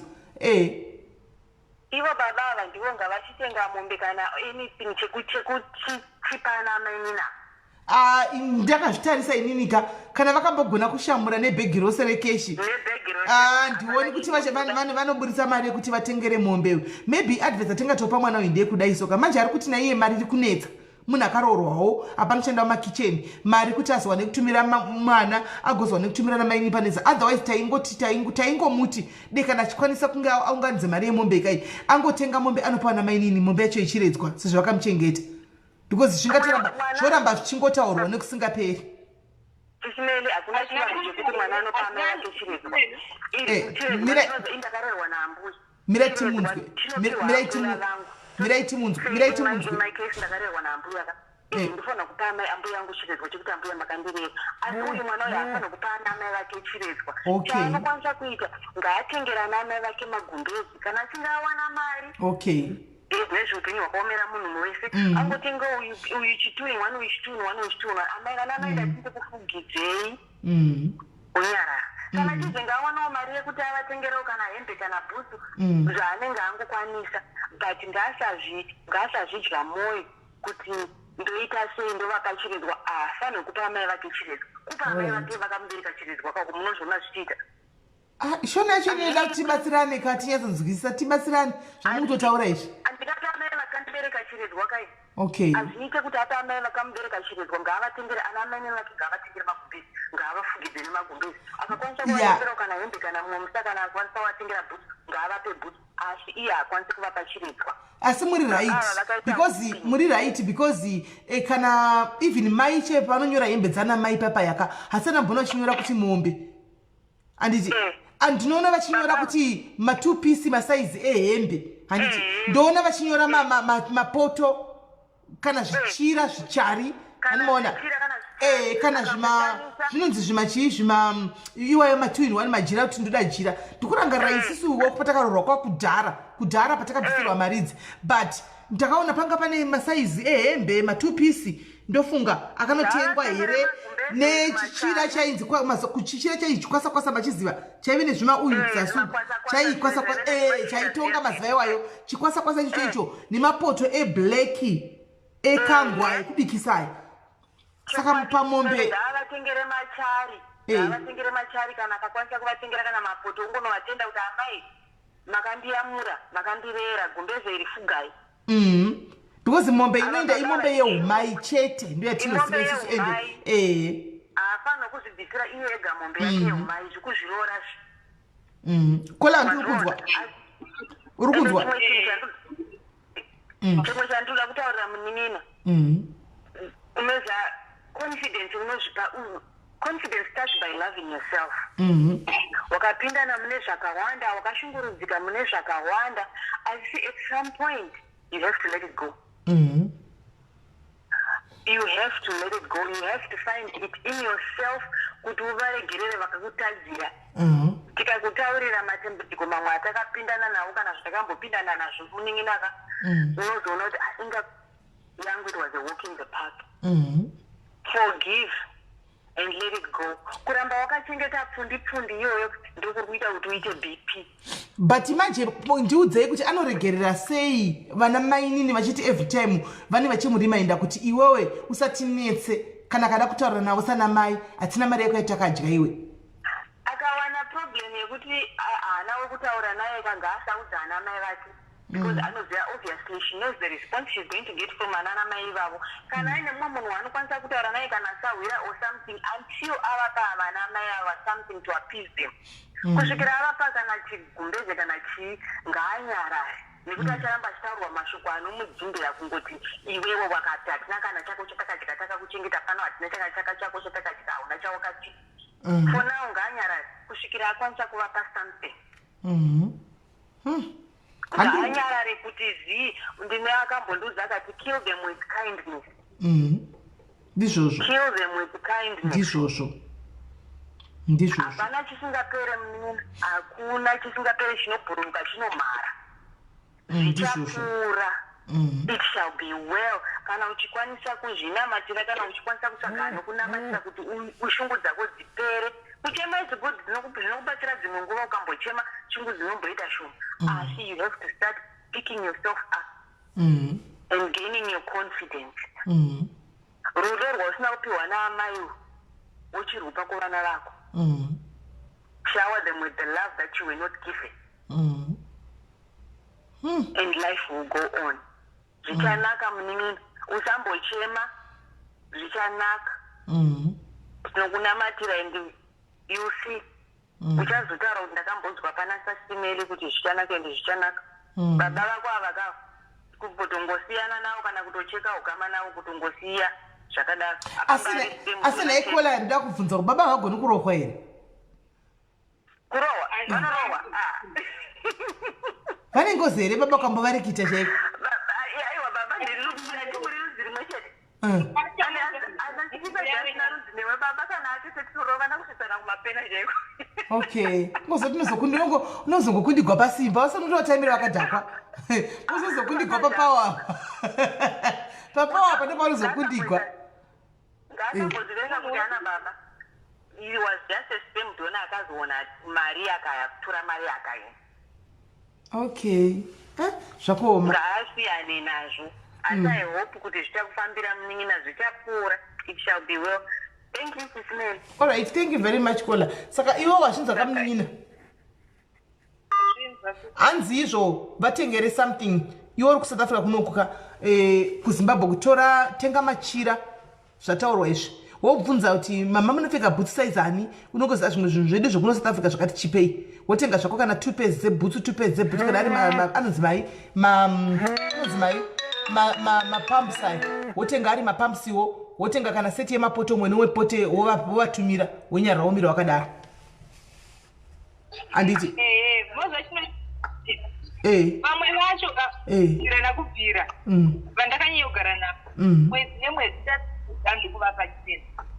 Alright. Andisingambovadhambi anambotenga chinhu chihombe but mari yenda itovapa almost mwedzi nemwedzi yaitova mari yekutoti mhuri inototenga gokare ikararapa. But manje vanozoenda kuno munin'ina wavo oka vanenge vaita problem ipai voti havatombondisi kana dhora rakadina kana dhora rake ratakata aivo ndenge ndisina kumaudza mani kuti ndaita sei ndatumira zviya zvekuti ukazotumira munhu wotanga kuudza kuti mai ndazotumira mai nini takati ndazotumira mai guru takati ndichiavoid saka ivo manzi vanozoenda kuvaide unonyepa mani ndopakutanga ipapa pakusvika pakuburitsa mashoko ese waya kuzotaura kuti akazokuchengeta ukazoona mai vako makura South Africa ikoko makuita zvekudana mai vako vasingatozivi kuti indava nebrand muSouth Africa asi kunogara mai vangu chekwandichekwandizivi asi kanambokuenda mai vangu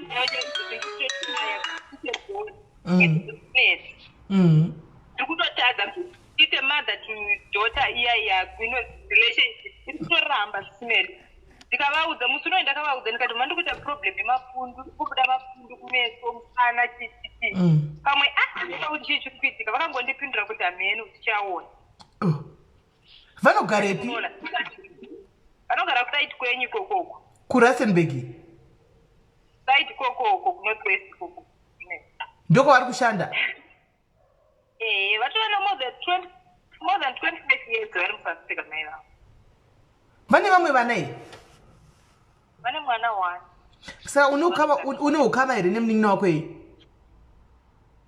munhu wekuti ndikasamutaudzawo hatauri munin'ina wako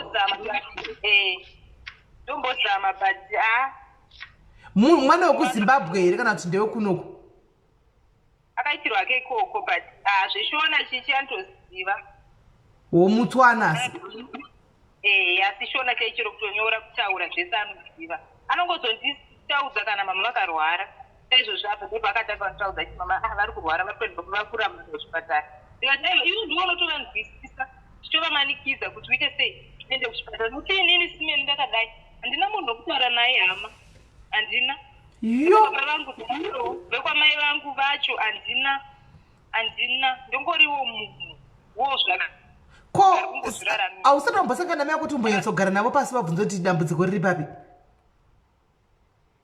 mai vangu vanoti ivo it's a long story ndakatsamwa zvandikaitirwa nababa vako ndozvakandirwadza but hazvinei neweka izvi vari kundikanyisa manje saka ndaimbofunga kuti ndimboendako but kuvatatidza chaiko chaiko Smelly nokuti handina pandakambogara navo more than 1 week mai vangu upenyu hwangu hwese kuZimbabwe vaiuya 1 week vodzokera South Africa hanzi nyaya yacho ndeyechii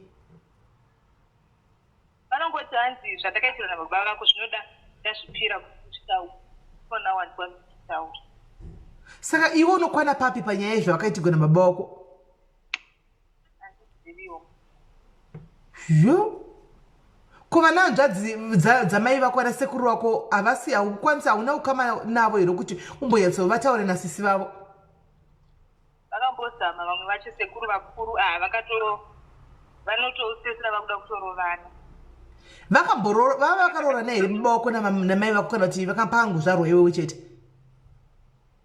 ndini ndoga handimbozivi nyaya yakati Smelly kana kuti vakanga vakaroorana hapana kana munhu wana akambokunga undisanangurira nyaya yekuti mbuya vangu vaibva vakabva vakurudzwawo kuti kushayika ndiri vadiki vana mainini vangu vamwe vese nyaya dzachona vanenge vachirega kutaura nezvazvo ndingori mwana uya aingogara achingovharidzwa kuda kuti mubvunzi otsimbirirwa zvakadaro achitaura zvizivirana baba vako vane vamwe vana here baba vangu vane vana hobhosi Smelly vakawandisa vamwe tiri kutomboona namafacebook imomo nokufanana obvunza naye uri wekwangu tozosangana toona kune munhu akatofanana newe otidza babapo ndiani ndokutoona nepatiri kuita ko iye zvino ivo havana mukadzi here baba vavaiva naye vakasiyana iko zvino handizivi vanenge vasina vanenge vanaye ndingariva nhema pandakagumisira kutaura nevo ndemuna January nditaura navo ndichida kumbowana closure panyaya iyoyi vavanditi iko zvino iwe wava munhu mukuru andotova mai une vana ita zvevana vako tega kunetsa nekuda kuziva zvakaitika kumasure kana kuti wai usina kuchengetwa vese is busy with their life saka iwe uikwenda ubhizi neupenyu hwako usiyane nevana just like that apa ndairwara ndiri panhoo ndairwara zviya zvokuti nongofungoti ukangoona mashoko anobva kumubereki kuti mwana wangu unopera unowana simba but vakangotipindura kuti usara uchinotaura nevana everyone is busy with their life okay aino hangu kuti baba vane nhingikiri varume vane mwoyo wakaoma handitika vane mwoyo wakaoma but komai kuti vangokubudira pachena kuti unozati chiini ndakagumbuka and I'm taking this frustration on you because nyaya yakafamba yakadai amai vako havana machere sambata kutaura kwavanoita inini mai vangu handinyasovazivi Smelly handikukudzai kuti nguva yakareba ndikagara navo i1 week Eish. Saka handinyasovazivi kuti vadii.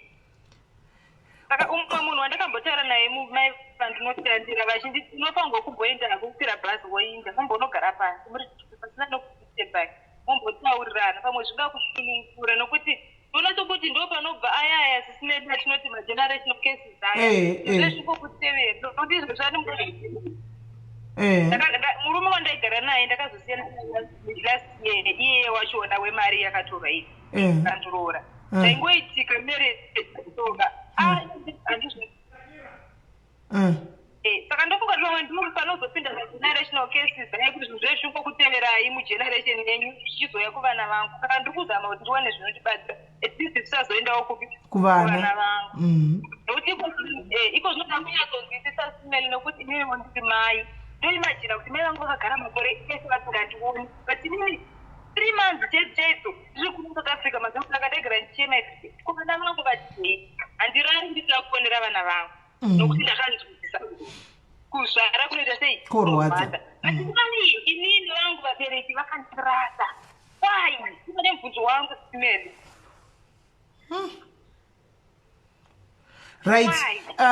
right ndine munhu I think ndichakupa nhamba rega nditore screenshot ishi mira nditore screenshot pane munhu ari kuti ndimuite link up newe ndatora screenshot kuti ndisazomukangana ari kuti munoshare a lot in common saka ndoda kutaura newe right ndatora screenshot ndichakupa kuwhatsapp kumessenger kana kuwhatsapp after watadonha panapa nyaya inorwadza igai saka mwana uyu ari kufira mhosva yamai vakomana apa asi kuziva futi mhosva icho kuti ndechi nyaya yacho aizivi but ari kutongofira mhosva yamai this is a sad story hanzi kola vana manino ko vana manino kwa vana chavanotaura here panyaya yokuti chakaitika hapana akambokwanisa kutsanangurira vana manino vavo handina akambokwanisa kunditsanangurira mozari mukuru wataita uya simeli wokuti mwana zvakawanda unobvudzi hauzivi akangobvunza kawani kuti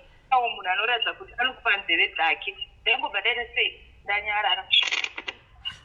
I think let's go with this idea iri kutaurwa nemunhu akakuti imbosukira bhazi umbonogara navo mai vako pasi muri 2 1 on 1 andiona unyatsobvunza kuti mama ndoda kuziva kuti mhosva yangu inini ndeyechii anditi mhosva yangu ndeyechii yandakakanganisa yandakaita ndeyechii ende kana paine chakaitwa ivi namunoti baba vacho handina urikama navo ndinoda kuziva kuti vakakukanganisira ichii vakaita ichii kuita kuti ndine vanawo usazotevera vana vangu maybe that way she can open up muri 2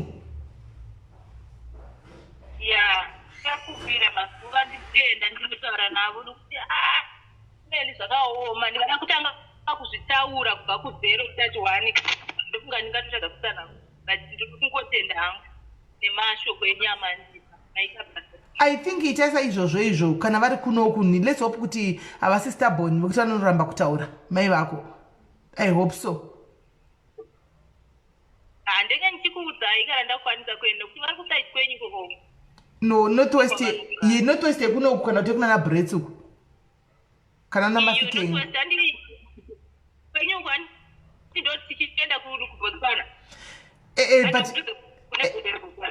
but kwakawanda nemafikeni northwest mahikeni northwest saka ndizoziva kuti vari kutauni ipi yacho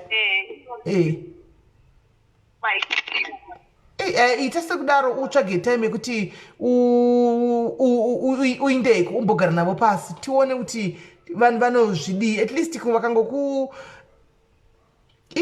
hanzi nani black advise against it cut ties move on you go around in circles and waste your adult life nobody can change the past I understand nini as much as nobody can change the past but she needs closure iwe of all the people chedza unozviziva kuti closure inodiwa sometimes she needs closure kuti angoziva kuti what happened because like now she's alone ari one hapana kusaidira kwamai hakuna kusaidira kwababa hakuna munhu ariwa ofuchi mai vapenyu baba vapenyu munin'ina wake akazozvarwa namai mupenyu but havana that relationship saka mai ava believe kuti vanokwanisa kuti vagadzise okay relationship at least yemunin'ina wake mwana wamai ava nasisi vake iye uikola kana ivo vasingadi kuita part of relationship yemwana wavo no problem but ko mwana wavo ka munin'ina wake uyu munin'ina wake I think ID closure is needed kuti kana varamba kutaura varamba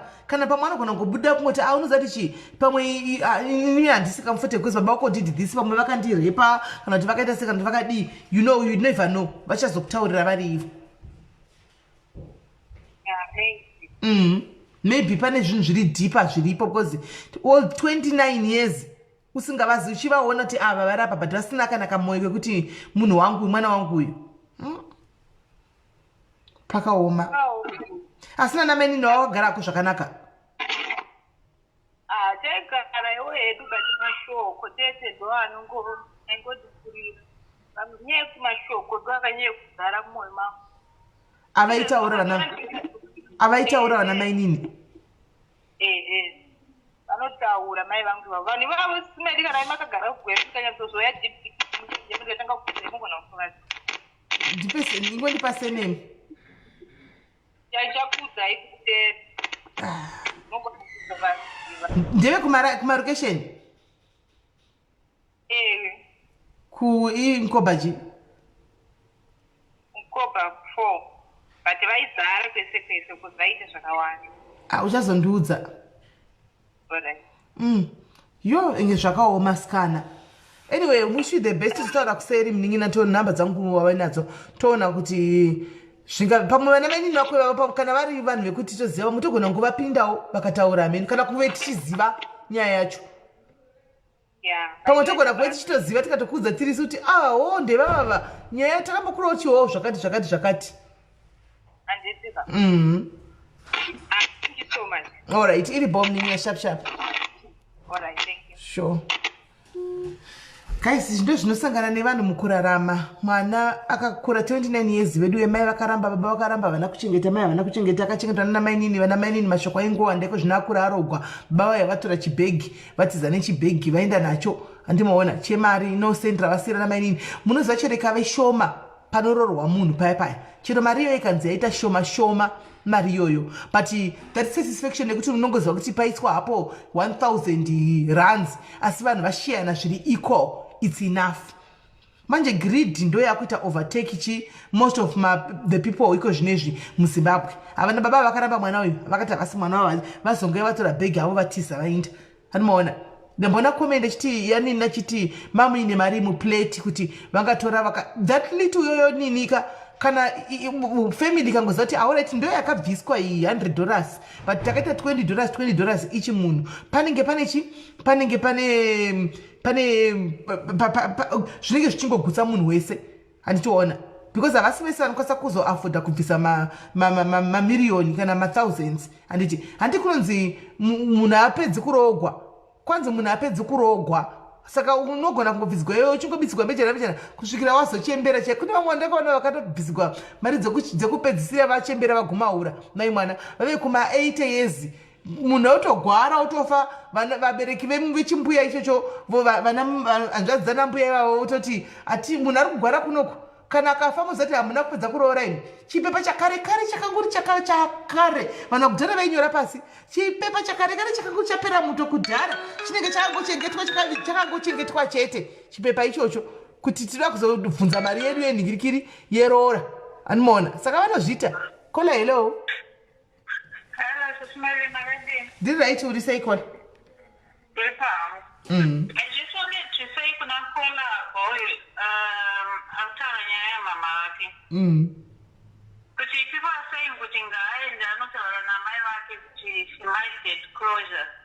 I think just to advise that she needs to go with an open mind kuti things can go either way.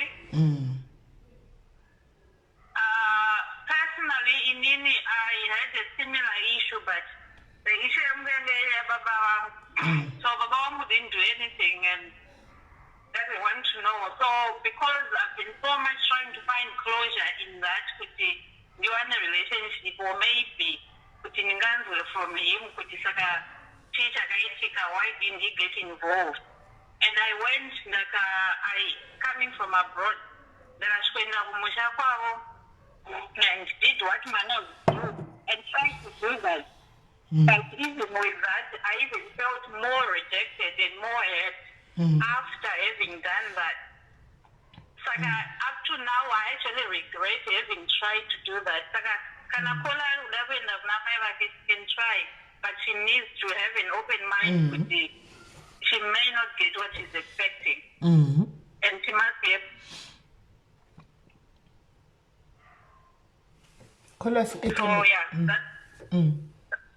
that's just my contribution, and without expecting this will solve a problem. It might even hurt her more after that. And this is what I experienced in personally.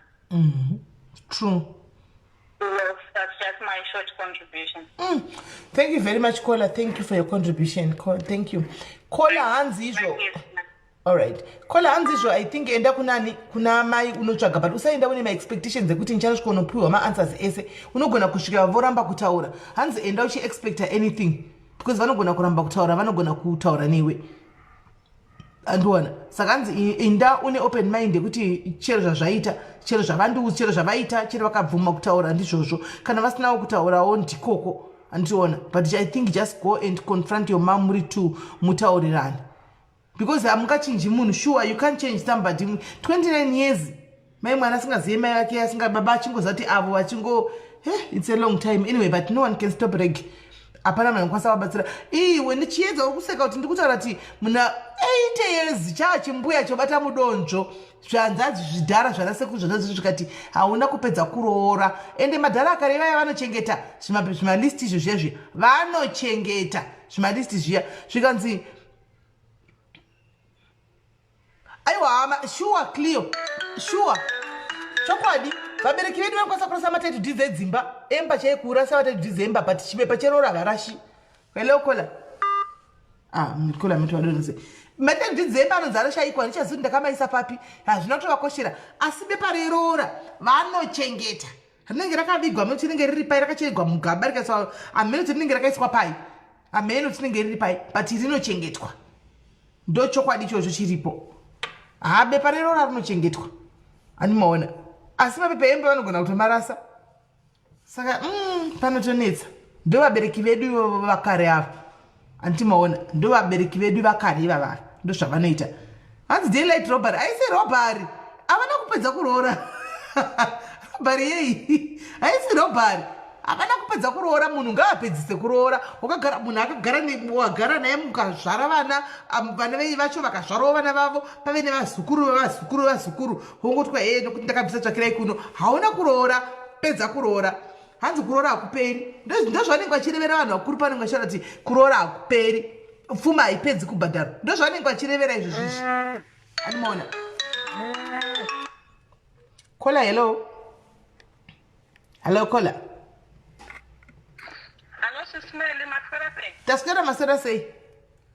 Taswera ndoda kubatsirawo Kola uyo ari kutaura nenhau yekuraswa nemubereki kunyanya mai. Nekuti chinobereka mwana imbereko yamai. Ende pakatadza mubereki, pakatadzirwa mubereki mwana akanga asipo. Ana mai vake vanga vachifanira kuita mwoyo wokurera nekuti vakabereka mwana. Mwana haana chaanoziva. Saka Kola anofanira kutongovaregerera vabereki vake. Ozvinamatira nekuti haukwanise kutonga mai. Saka zvingave wrong here kuti aende kuna mai kwacho anobvunzawo hake kuti anyanyisa kunobvunza kuti chii chingave chakaitika. Why vachimuvenga so that much? Anogona hake kuenda kuna amai vake asi unoziva SIS MELLY chinonzi rudo chinobva pasi pemwoyo. Hachisi chinhu chekuti chinotengeswa. Nekuti ukaona mubereki akurasa kunyanya mai nekuti mai ndivo vane rupo rusingapere pasi pano. Utadze nekuva mukadzi mukuru mai maoko avo anenge akafurika kuti mwana wangu. Saka inini chinondipedza ndechekuti sei hana yaamai vake isingarove kuti mwana wandakabereka nekuti tese tinoziva kuti leba inorwadza. Ende ndana amai vashoma vanosiya vana mumishama vekose vanenge varoorwa munoona mai vanokakarika vachienda kumaricho vachirara vachifamba vachishandira mwana wavo asi chinhu chaanofanira kuita ngaachitongorregerera mai vake kuti tovaregerera zviri zvazviri izvozvo ongoziva kuti zvavari nemwoyo wavo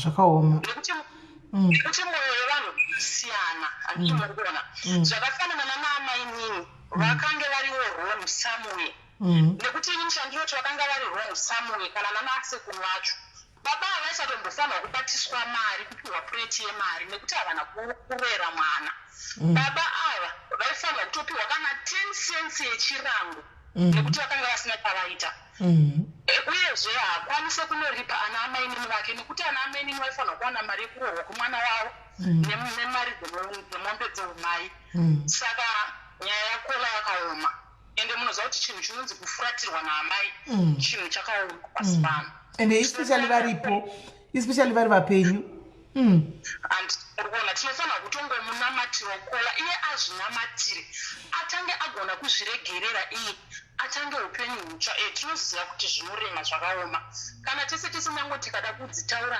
nyaya dzatakasangana nadzo muupenyu hataifunga kuti tingange tiri pano nhasi asi nerudo rwaMwari tasvika tiri papi tiri pano saka zvaakuda kusimba kwake kola achiziva kuti akaramba achibatwa bp unongofuma wakaoma mumusi wokusiyira vana vako nhamose yawakaona iwewe usina mubereki aita sei aikuchengete saka zvimwe zvese zvakachaita pasi pano ngaatungamidze vana vake kumberi inini chandinotaura from experience yeupenyu ndinongoudza kola kuti Mwari haakupe nhamo mbiri anokupa nhamo asi haakupe nhamo mbiri nhamo mbiri inokuremereka kusuzviseko kudi asi Mwari anotida ndiMwari wedu tese handina hangu ekutaura akawanda powerful right thank you very much kola hanzi Mwari havakupe mutoro wasingakwanisa kutakura kana vatokupa mutoro iwe vanzi vatonoutakura chete hanomukunza ndikola vaya nemashoko ane udzamu hanzi Mwari havakupe nhamo mbiri ende havakupe nhamo yavasingakwanisi kuti utakure asi panhamo mbiri apa Mwari vanokupa nhamo mbiri kola panhamo mbiri apa ndizvo kuda mutukanganisa panhamo mbiri shuwa unogona kuita nhamo mbiri handiziviwo munhu anga achitochema neurwere mai mwana kwachema kuti hana chikafu hadzisi nhamo mbiri here idzi dzenge siri nhamo mbiri here kuti uri kuchema chikafu uku uri kuchema futi ugwere handizivi hangu ipapo kola hello muri right here kola inini nyaya ndangoinzwirawo pakati pasi chandiri kuona pane mwana uyu kuti amai vake vanzi vamuvenga kana kuti vamuita sei unoziva zvinoitika sisimeri ndezvekuti handiti tinoroorwa kana kuti unoroorwa handiti munhu gaini kwawaroorwa kuye kuye munopesana handiti mapesaniro amunoita ayaya ndiwo mamwe anokonzeresa kuti umwe munhu samai mwana uye usave nehanya pane zvinoitika mukuti madzira awaita indoda kupa example yangu sisimeri ini ndanga ndakaroorwa nditi murume wangu akashaya murume wangu ashaya ndikaenda nemwana ndaenda nemwana akashaya makavine makore makani maroorana takangoita almost 2 years nemurume okay baba wacho akazoshaya mwana ane 2 years angashayika nei murume then ndakaenda akarwara alright akangorwara tiri kumusha kwavo ikoko akashaya ini ndikaenda nemwana kumusha kwedu ndaenda nemwana ninda ndakatanga kushanda mwana wangu ndikamusiya kumba kwedu ndichishanda mwana akangotanga kurwara mwana akarwara zviya zvekuti vanhu vakangoita batai batai kushaya kuti mwana voita sei naye kusvikira munhu andakandasiya mwana akati mwana wako tora ini handichazvikwanisa apa inini ndaishanda ndichiriritira mwana saka ndaishanda umba vanhu vandaishanda bva vati isu hatina dambudziko sinzi uchitishanda zvakanaka tora mwana ndokutora mwana ndokuchitanga kushanda nemwana handinambogara pomwedzi mwana anga asingadyi mwana aichaya manyoka ndosinganzwisisiki kuti chii chiri kuitika kumwana takati rimwe zvamunongoziva takaenda kumusha kwevanhu vandaishandira mungoziva zvinongoitika kumusha kuti vanhu munosangana pachibhorani kana kuti kudi takasangana nemumwe murume achibva anditi tora mwana uinde naye kumusha kwavo ndikukupa 7 days nekuti kana mwana uyu akafa kwavabereki vake havarwadziwe iwe ndiwe unorwadziwa mwana uyu ari kudiwa kumusha kwavo ndakatora mwana sisindiri unozva kuti unorwadziwa kuti vatadza kundiudza here nemuromo kuti itoda mwana anga ari mudiki 2 years imagine ndakatora mwana ndikakwira bhazi ndikaenda naye kumusha kwacho amweni vangu vakasvika vakati mwana paairwara pese apa waidii kuuya naye ndobva ndanyara ende ndachiri mudiki I was 20 ndobva ndasiya mwana uyu zvikanzi enda zvako mwana siya ndikati aukamundosiya mwana mudiki akadai zvikanzi enda mwana siya I was so bitter ndiri kunyepa sisimeli zvokuti nanhasi ndine bitterness iyo ndinomboedza kunamata kuti Mwari ndibatsirei mwana akakura ari kumusha kwababa wake ikoko nambuya vake ende vanga vasingadi kuti ndicommunicate nemwana kana kuti ndidi kusvikira pokuti vabereki vangu vakangoti chimbosiya zvakadaro but ndikakuudza kuti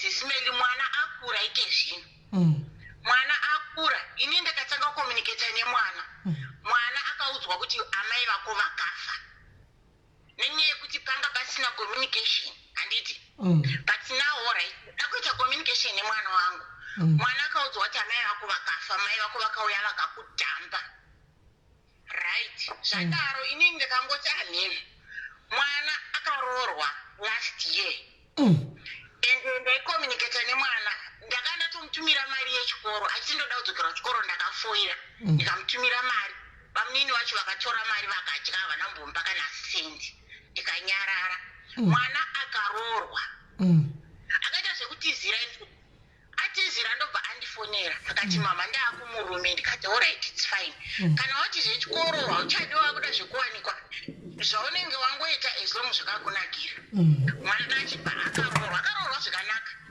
handina kuudzwa akaita numbu ini nemwana tinotaura akaita numbu December last year akaenda kumasungiro zvese aindiudza vanongoita zvinhu zvavo ikoko inini am not involved saka tisimeli nyange ungazunga vamubereki alright nemwana tinotaura ko izvi zviri kuitwa izvi hazviafekti mwana here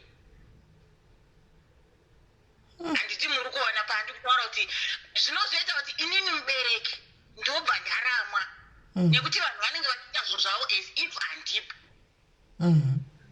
ndo zvinozokonzera kuti mubereki angoenda angoti inini I'm not involved because iye hama ikoko kokuti wakaberekera uku ivo vanenge vachiita zvinhu zvavo nesaidi ravo iwo unenge uchiexpecta kuti alright mwana aroorwa but ini ndodawo chakanaka pamwana wangu hakuna munhu anongobei angatakura mimba 9 months agongosiya mwana agoinda zvake sevashoma vana mai akadaro but kana uchida chakanaka pamwana wako ava vachipinda pakati vachivhiringidza ihama dzake mwana handiti zvinofambiswa ende ndo zvinoita kuti ndoda kubvunza mubvunzo kuti mombe yeumai pakaroorwa mwana apa yakatorwa nani hapana chandakapiwa sisimeli handina kumboudzwa kuti mwana aroorwa mwana ndiye aindiudza kuti mama zvadai akaenda kumasungiro last year muna December akatondiudza mama ndikuenda unosungirwa ndikati its okay akasungirwa mbuya ake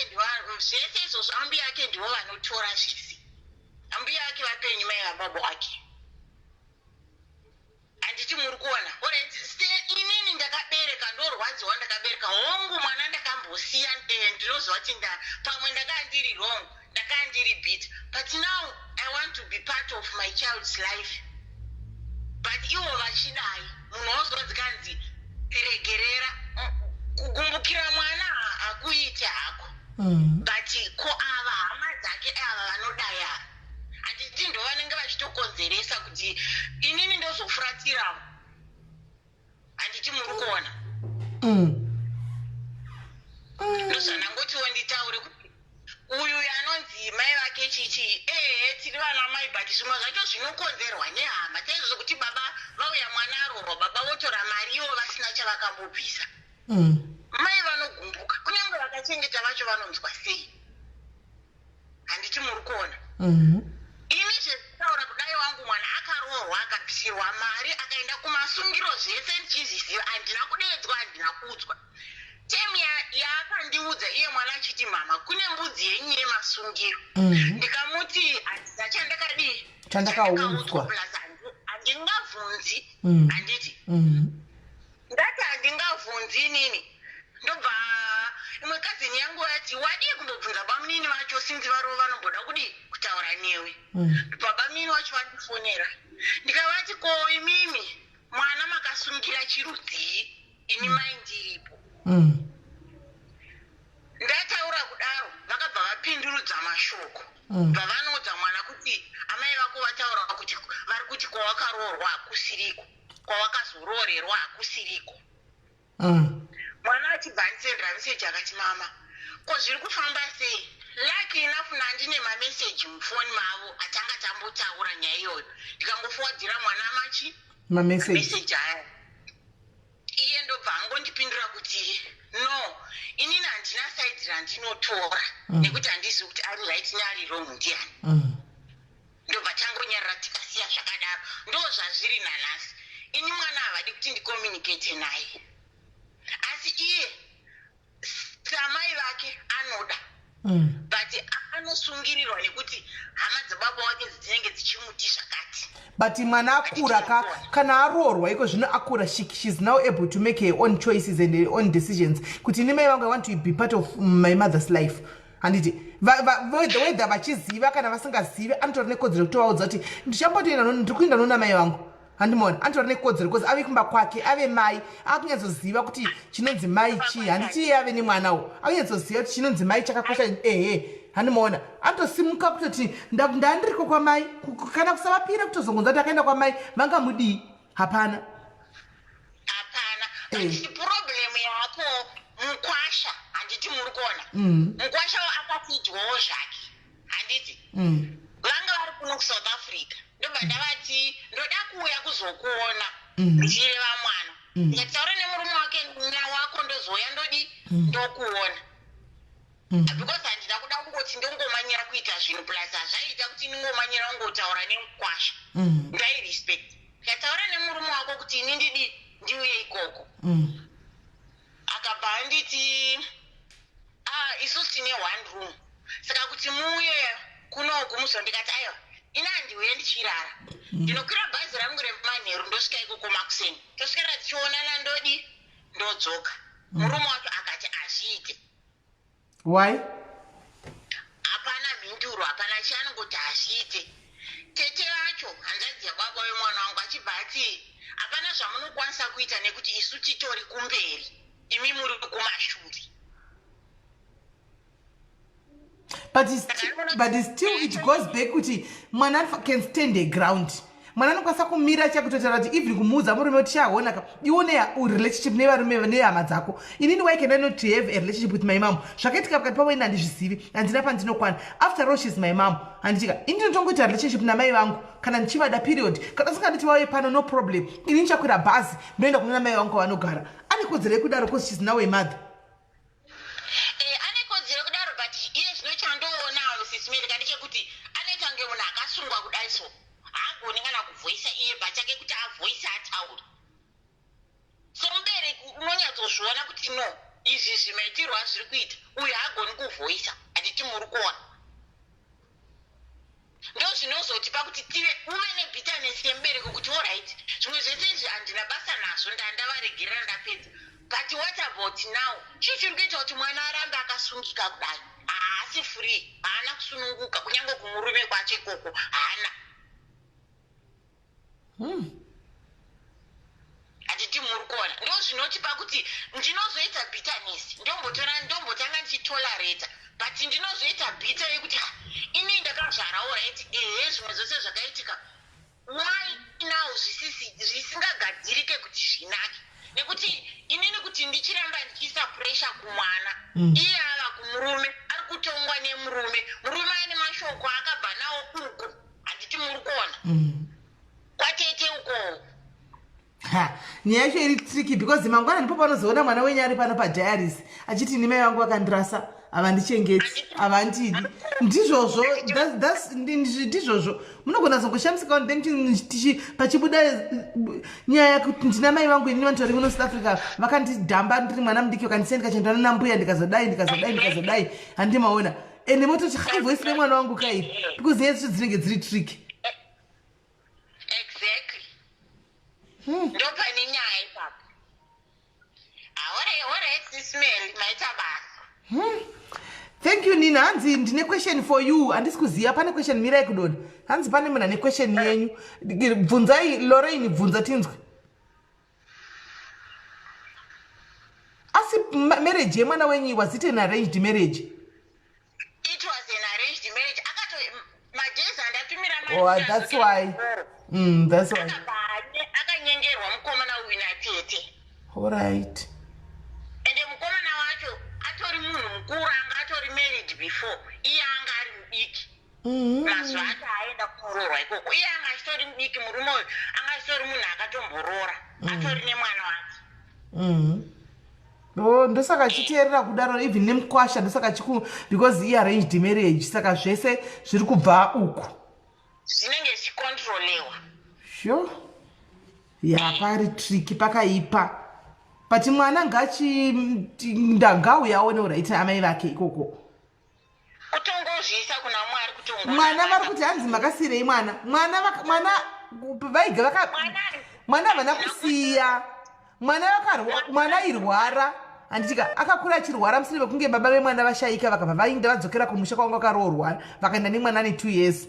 Kusisa kuinda kwakaita nemwana ane 2 years mwana akanga aongorwara achingorwara vashiya kuzati chiri kuita mwana rwarisa mwana chii vachingorwara mwana ndopakangosangana nevamwe baba zvokuti uri kufamba murodhi baba vaive kuti imi mwana wenyari kurwara uyu indai naye kwama dzababa vake ndokwavari kumuda dzokerai nemwana kwama dzababa vacho anomaona mai vaindobva vakwira bhazi kavaudzwa nene stranger kuti ndai nemwana uyu kupi anokufirai mwana uyu 7 days chete dzokerai nemwana uyu kuna baba vacho baba wemwana wakafaka kwamadzoka baba ndokutakura mwana ndokuenda kunana mbuya mai vemurume vanga vari vapenyu ndokuenda kumusha kwekati ndaine mwana zvikanzi kurora kwese kwaita mwana wairegerei kutiudza handika no problem mwana achapora iwe chidzokera kwawabvosiye mwana ava vatotaura kuti ndakachema kuti moti ndisiise ndosiya mwana sei handimaona airini mwana aingofa still airini yokaicho dei vakadini mwana aingofa because dei vanga vasina kunosiya mwana kwamadzacho mwana aifa handimaona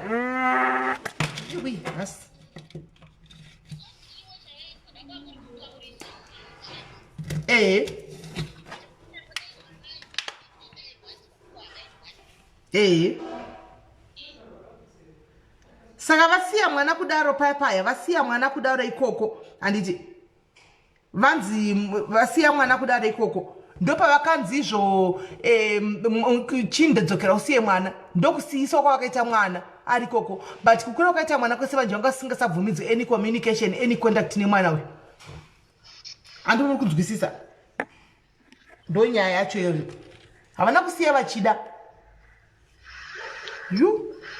inga pakaipa right yosandaona kana nanhasi munozoti nyangwe ndikazvifunga so nechingoti asi Mwari zvichanaka rini nekuti inini mwana wangu nemwana wangu tinotaura but chiya anoita kunge akasungirirwa kudai so haasi munhu uyo ari free haasi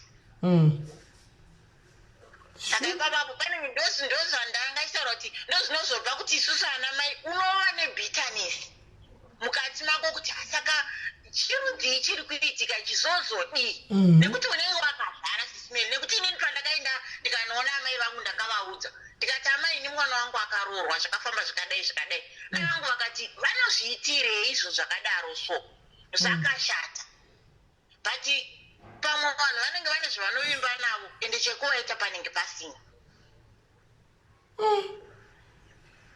nyaya dzakaoma idzi dzakadai saka no but I understand ndikukunzwisisai ndikuzvikunzwisisa yangu thank you very much caller thank you nekutochisherawo nyaya yenyu nekuti vanhu tojaja tisingazivi chokwadi handiti maona vanhu vanotaura kuti heye munhu akazosiya mwana heye munhu akazodii vanhu tofanirwa kutarisa both sides kuti chaita kuti asiye mwana chii wai munhu azongosiya mwana akaenda zvachose ende vanhu vari quick to judge kuti heye azodai pamwe pacho unenge usingatodi kusiya mwana wako uchiti pandiri ndo pane mwana wangu but wasowirwa nedambudziko mwana arwara apa unenge uchiita kusevha life yemwana wako handiti muri kuona saka vanhu vanenge vakungoti akajamba mwana nekuti mwana wangu akatokura achitoudzwa kunzi amai vako vakauya vakakudhamba tete vacho ndikataura navo mumusi ndikavabvunza ndikati munoti ndakajamba mwana mune shuwa nemuromo wenyu iwoyo but inini munamato wangu ka ndogara chingoti mwari ka chokwadi chichabuda pachena rimwe zuva chete pakaipa yo alright Kola, thank you very much Kola.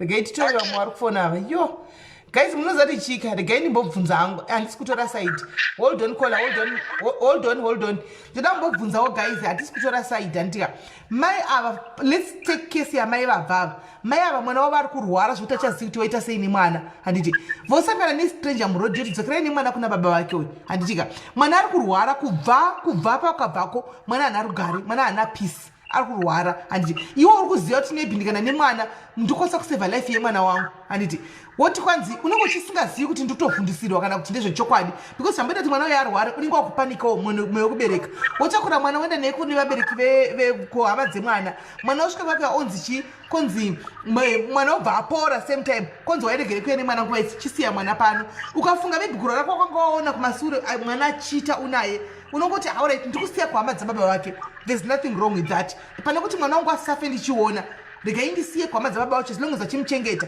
zvakanaka pane kuti mwana wangu afe wosiya handiti wasiya mwana yakudare kokoko vosara votwista mwana votwista mwana brain handitika vota it's obvious mwana panorwara unenge wambozama zvese obvious unotozama zvese unotoenda kumadoctors obvious unotozama zvese remember kuti murungu wavo waishandira akatorai mwana tigare naye pano murungu mwana akatanga kurwarira pamberi pemurungu ipapo saka munoti varungu vaizotega kuenda nemwana kuchipatara anenge akatoenda kuchipatara ipapo saka nyaya dzakadai kazhinji kacho we are quick edu sometimes to judge ka but I think it's best kunzwa both sides satamhanya kukanda munhu pasi pebhasi tinzwe kwese because sometimes you are forced kuti unenge uzviita ini zvakafanana nekuti wafirwa right now toti wafirwa iwewe nemurume wako handitika hama dzokuramwira nababa wako namai vako hama dzokuramwirai kuti hatiuyiko hativigi worai zvokuita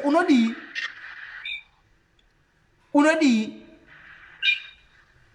voviga kwanzi afa kwanzi ativiga hatiuyiko vokuramwira chitunha toda mari yake ese unodii toda kubvunza woenda kupolisi konzi taurira nai mpedzerani unodii handi kana mari yacho iripo nongotora kwavapa hati ndizvo saka ngatirege kumhanya edu kuti tingojaja edu nekungoti hai takasirei mwana sataziva nyaya tikateketa nzisa nyaya Kola, hello SIS MELLY makadini ndiri right kanjani ndiripo inini ndakubetsera Heidi but in a way I'm going to share my story as well. All right. Pamwe she will pick out something. Inini pandakaroorwa my parents get divorced. Saka vakadivorca apa kuti my parents they will try and convince you kuti this one is wrong and this one is not right. This one, that chaos nongoitika pama-divorces. But inini hangu I chose not to interfere pama-differences avo, mainly because for me, my mother asked me kuti usapindire nyaya idzi. You are too young. Mwana wedu, I would want you to respect your father and respect me as well. Saka pakuzoroorwa manje. Now it was a difficult task, SIS MELLY. First patakaenda kuna tete hanzvadzi yababa vangu. Takaenda nemurume wangu just to introduce him and so that vamuzive. And aude tete nyaya yavo titombora munoudza vabereki kuti ndozvatoda kuita izvi. Tete vakanditi if you want me kuti ndiende kunotaura nababa wako, you guys have to buy me a phone, monditengera bhutsu. But for that, inini I had already told my husband our family dynamics kuti ndozviripo izvi saka you should expect anything. Saka padaro my husband bought that phone nebhutsu zvikaenda. Vakati airtime tikavatengera airtime ikaenda vakafona. Then my dad was like, at that time I was doing my last year ku-university. My dad vakaramba zvikanzi handisida kuti aroorwe izvezvi. I'll tell you when I'm now ready. My brothers got so angry. Vakanomconfronta baba. Kuti one, you have never even paid cent pafizi yake. Zvimwe zvinokuti akuda kuti apedze chikoro chipi chamuri kubhadhara. No, my brothers were so angry kuti I don't know, Sis Melly, even up till now, because it still haunts me. Then at the end, my dad wakazobva vapfuma. Vakwasha vakapiwa date. Vakaenda. Saka from my dad's family, the first day kana vanhu vachienda, havasi kunorora isachi. Vari kunopiwa yezvinhu zviri kudiwa. Saka kana kuri kuti mari munayo, munongobvisa iyoyo yamuinayo.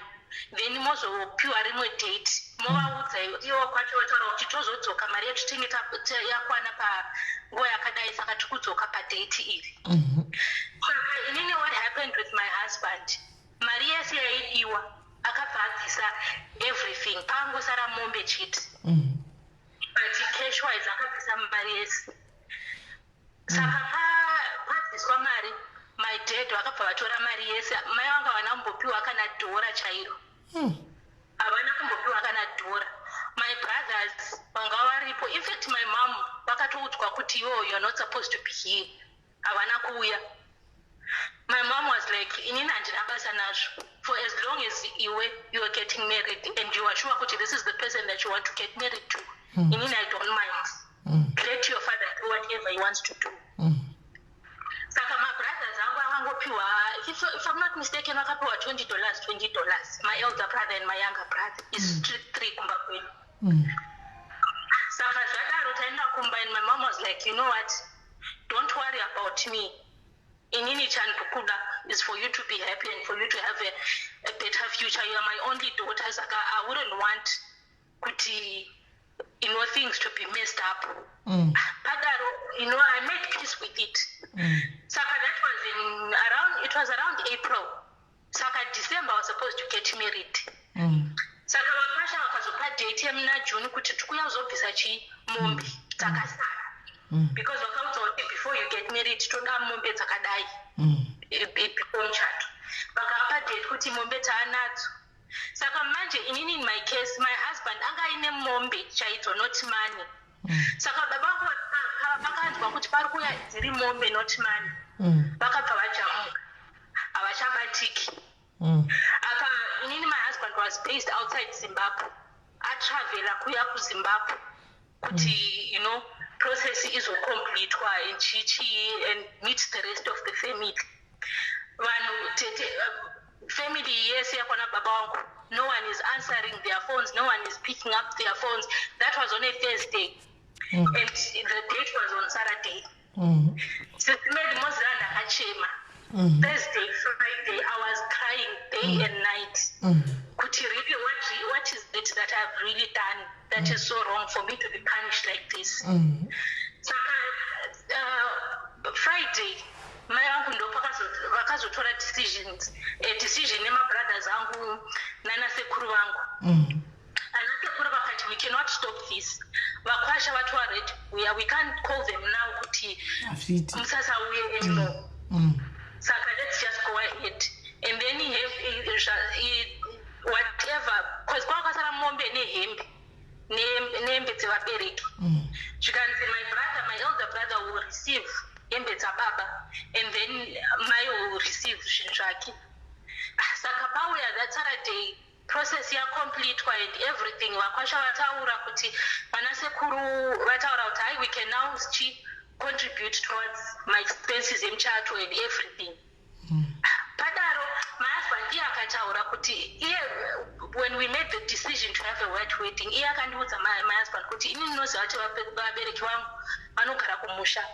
Saka they can't contribute anything to this wedding. Saka to be fair on your side, I would want as well kuti I want to finance the wedding on my own.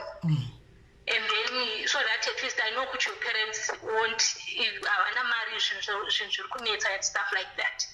Saka ndikataura namai vakati inini I wouldn't mind kuti abhadhare zvese, but dress remuchato nekeke ndezvangu ndinodazvitenga because I only have one daughter. Saka I'm not going to get another chance in future to to do that for my daughter.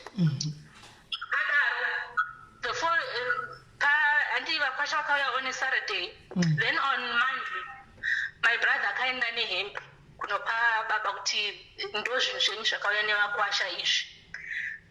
Baba vangu akaramwa zvikanzi handisi kuzvida zvinhu izvozvo. My brother akati, if that's what you want, then it's okay. Then a month later, tikadzokera futi nemabrothers angu kunoti, let's just try and talk to him and bring him to the party. Still hapana zvakabetsera SIS MELLY. He was just, yaita zvakaitaura zvake mashoka akatiudza and everything. SIS MELLY, I just regretted going there. Fast forward, muchato wazoitwa. A week before the wedding, tanzwa kuti vanhu vari kupiwa mathreats ekuside kwababa vangu kuti anyone angoenda kumuchato ikoko achandiona. Everyone, vanhu vakarambidzwa, all from my dad's family vakarambidzwa kuenda kumuchato wangu. Saka vanhu vanga varipo mainly from my mom's family, but a few from my dad's family came. Vamwe vakatodetsera vakacontributa mari behind the scenes and everything. Vachitoti uyu tomuziva ndowedu, we know how he thinks, we know how he functions, but we don't want to distance ourselves from you. Muchato waitwa tagara. Later on, I think a year or 2 years after my wedding, my dad started coming back. Vanga nemumwe mukadzi, saka mukadzi wavo akarwara. Then we heard about the story. Then tikabva ndatumidzira mari kuti vaende kuchipatara. That's how me and my dad started talking. Saka tatanga kutaura. And then mine vakazobva vaita mwana. Vana, in fact vakaita ma-twins. Vana. Saka ndabva ndatenga preparation tikavatumidzira. And then that's when my dad vanongoda kana paine mari involved. And saka paakaona kuti I'm not suffering the way that he thought I would suffer. That's when he called me. Zvikanzi zvakaitika, saka I would want us to bury the hatchet and start again and all those things. But in deep down, I didn't want to talk because I promised my mom Kutichi, I'm not going to confront him. I'm going to respect him as a father. Though he doesn't deserve to be respected, but that's a promise that I made to my mom. Saka right now, December, pandinotenga my groceries. Even though I don't want to, my husband, he has to force me kuti chivatengera something. Kuti zvinhu zviri kunetsa kumusha, tingotenga shuga neraisi zveChristmas. It won't make any difference to our finances. Saka pavangoona magroceries akutanga kuya, pakati pari kudiwa mari ndombochipa in times and this and that. Then that's when he started coming to the party. Kutaura kuno this past weekend, SIS MELLY akatotumidzira message kune mukwasha kuti ndanchivaka kumusha saka mari yangu yakazopera ndashoterwa ndofunga vakati $400 kana uchichi ndokumbira mutitumidzira because paakanzwa I think inini ndasina kumudza. Late last year I relocated to America. Saka handina kuvaudza. Saka vakazonzwa nemahemhem kuti vanhu vaya they just Mwari keeps on blessing them. Saka vakazotumidzira message kune mukwasha ndikazoratidzwa my husband showed me the message kuti ndo message yandatumidzirwa iyi. Saka ndoita said kati pandakatanga SIS MELLY I just first said don't even send anything. Kana ngachivaka iwe unopinda papi pakuvaka ipapo. That's not your house and anything, because I still have that bitterness in me.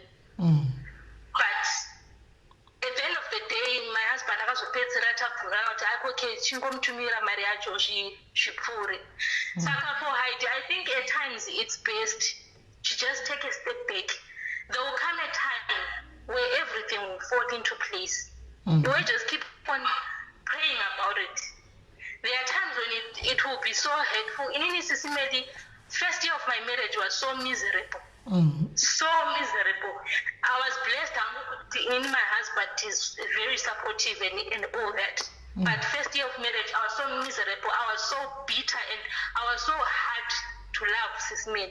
I had bitterness. I even became so bitter towards my husband because I thought it's only a matter of time before you put me through the same thing that my mom went through, because my dad was abusive.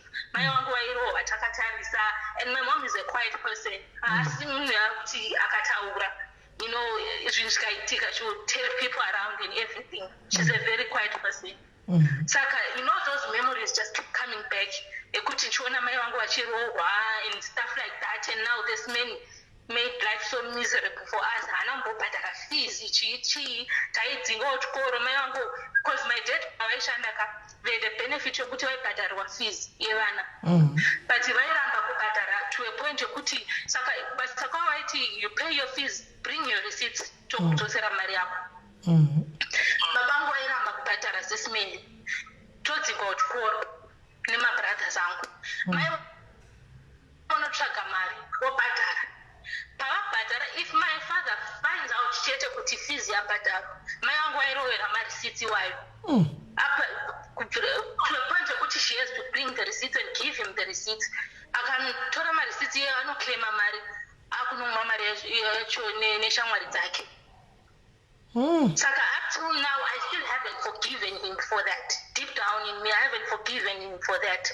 But for peace, for me to carry on and live on to the next day, I have to let it go. But bit by bit, I'm learning to let it go. It's a process. I'm learning to let it go. But at times, and I want nothing. SIS MELLY, when I heard the story, first in that I'm gonna share SIS MELLY. This is the most painful thing to go through. And here, was off on her part, it's both parents. But I would like to tell her, her day is coming when she will smile and look back and say, thank God you remembered me. But kwauri kudos to your mom. Vakamira zvakaoma udaro vakati handina chandoda, I just want your happiness chete. Zvimwe zvese zvandina kana basa nazvo zvokuti mari kana uchii kana kuti kudii. All thanks to your mom, because otherwise paide pasina mbomira saizvozvo. I thank my mom zvekuti my mom had an option yekuti divorce. Because I remember, I think I was in grade 6 or grade 7. There's a time when I asked my mom, Mom, why are we even staying here? Why can't we go and look for a place of our own and stay? Don't see her. And my mom would just keep quiet and just cry. But at the end of the day, you know, she finally got the courage to divorce the man. Divorce SIS MELLY mai vangu akaudzwa kuti he uri hure mukadzi rudziye anodivorsa murume chichi nevamadzababa vangu akatukwa vakatukwa zvekuti mamessage so vanhu vaituka, even if they come to me right now SIS MELLY and trying to do nothing and doing all this, but if I remember the messages that they sent to my mom when she decided, because I remember at that time during the process of divorce, pana bamkuru wangu akashaya, my dad's brother, mai wangu akarambidzwa kuenda to that funeral. Zvikanzi iwo, you are no longer part of us. Saka uri kudei. And my mom didn't go. Babangu kuti inini chienda yenyu kumusha. Munoperekedza bamkuru wenyu, and then inini hazvina basa. I've made peace with these people, and in my heart I've forgiven them. And they are your family members. We can't change that. Saka just learn to live with them. Yeah, sad story indeed. But anyway, God is blessing you. So in baba kwarongoda keshi chete. Kokungova bloga kokungoita life yako. SIS MELLY, I have that fungo yekuva bloga. But at the same time, I just, because of the process that I started trying to heal myself, bit by bit, I need closure. At the end of the day, I just tell myself, Kuti, with everything that has happened, I am who I am because of him. He brought me into this world. Saka, somehow, me and him have to exist. I have to find a way to exist with him, but at the same time, I don't want to allow him into my personal space with all his drama. I want to keep him at a distance where I can control him. But at the same time, right now, because my twins, at the same time, if I look at those girls, I think with this monster of a father, those kids don't have a future. So right now, what's keeping me connected to him is for the sake of the girls. At least I can see this is where they are dating, and everything, because SIS MELLY, when I think of them, my heart just... Hands Rosie, when your dad asks for 400, just say because of COVID, it took 50 jet.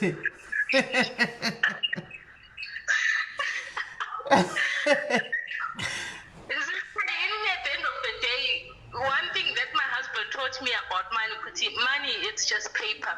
Let go for more to come in. So I can desensitize yourself from money. Let's wait for it. Unongovanda COVID. Unongovanda COVID. Kuna mari.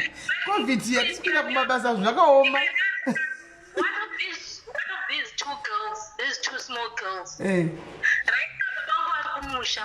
These girls vakasara kutaoni na mainini. I got a message from my cousin akapfura achivaona during the week zvikanzi baba wako wasiya mainini wako nevana.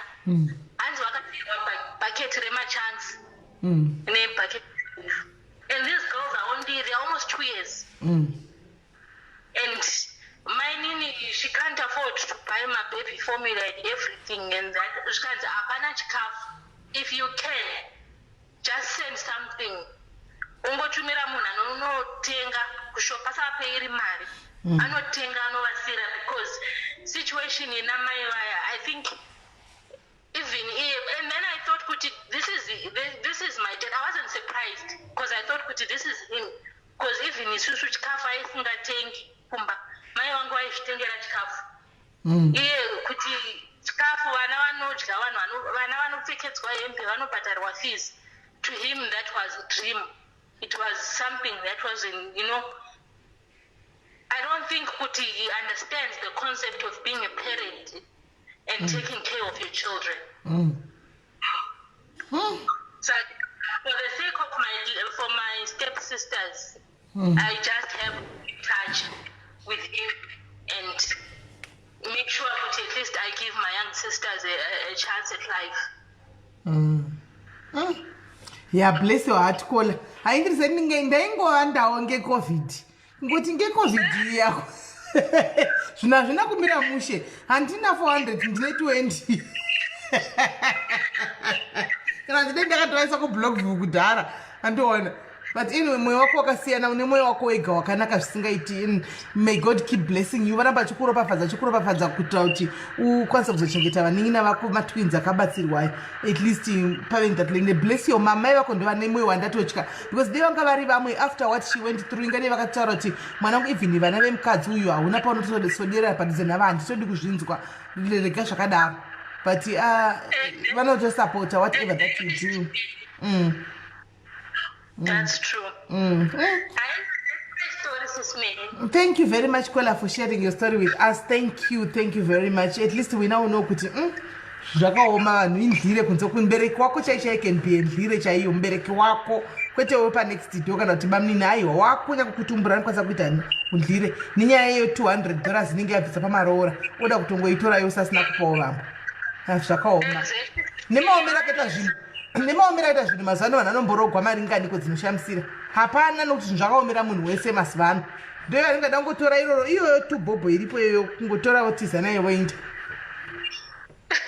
Zvakangooma so. But anyway, thank you very much, Kola. Zvawanikwa tingati chii? Yeah, it's part of life, SIS MELLY. Iripo, Kola. Thank you. Thank you. Bye. Bye. Guys, mine's going on. Okay. Mine's going on. Vabereki vakaoma vana babawo zvakaoma. Vana muitigwa life yavo vana baba vaniti yakanangana nawo. Timbouya panapa timboti ndasi toda kutaura nezvana baba pano nhasi ana baba uyai munhu wese ane chigupu nababa vake mumba uyai titaure timbonyatso kuvayanika munhu vacho vanenge vari mumacomment section timbonyatso kutaura vazive kuti vana vari kurwadziwa nezvavakavaitira vazive vanoda kufoneregwa ana baba tichitovafonera kuti mi makadai ndiri pano iniki musacho unototonya live ana babaka ndoda kutonge ndiri mucomment section ndoda kufonawo ndodawo muhost pano because nei chida kuti ndifonewo ndichitifonerai banku rangu vodoti kwai ndakatsamwa paya munhu anenge achihosta atovafonera tomupa nhamba tifonerapo vadani kuti tine mwana muminonyari palife ati uyai kunotitaurirana topedzerana ndokungoti zvinhu zvachona zvinyatsa kungofamba because chokwadi sometimes unokura uine bitterness zvimwe zvinhu zvinenge zvakaitwa nevanhu ivava anomaona aini shuwa ine hangu shuwa musi woyonoitwa live yana babaka aini chokwadi munhu anenge achihosta ndikutomutsvaga and ndeichida kuve comment section nechida kuve mucomment section kuti ndinyatsa host kuti ini yanguwo nhamba ishi ndifonerewo muti vauye pasho kana kuti vaisei paloud speaker voiswa paloud speaker ndichiti vabvunza kuti asi paya chimbondiudzai maiita sei paya maizvifambisa sei handichimona ndichinyatsanzwisisa ndokuti tiwanewo closure because otherwise closure hatiiwani hatitoiwani totodawo closure anomaona totodawo closure vanenge vari kumamisha avo havazoiti Facebook asi vana varipo pano papa vaningina hanzvadzi dzangu varipo asi shuwa minya yacho munongoizivawo closure ndichiri kungoida nanhasi ndiri kungoitsvaga zvinabasa kuti isi nevana vaningina hanzvadzi towirirana asi kuna mudhara wenyu kune dambudziko rinoda kugadziriswa toda kuti tinyatsoonesa titaurirane kana uchigona kugara masita shoko svitsai shoko ikoko kuti muri kudiwa nasisi uku kwai zuva renyu riri kuuya because inenge uchida closure unenge uchida closure guys unenge uchida closure because munhu rinosha tobvunzani anomaona tichida kuedza ngoti vangoendawo paraive apa vangofonegwawo tinyatsa kungonzwisisawo so guys ndonyaya dzisatina dzazara nhasi matozorebesa live kaimi matozorebesa vanhu akatakura vanhu anenge ani mazvaona kuti vanhu anenge ane bitterness vamwe sometimes tino mukomagodhoni mutoda kuti dena mukwaneni kwanaimi kola hello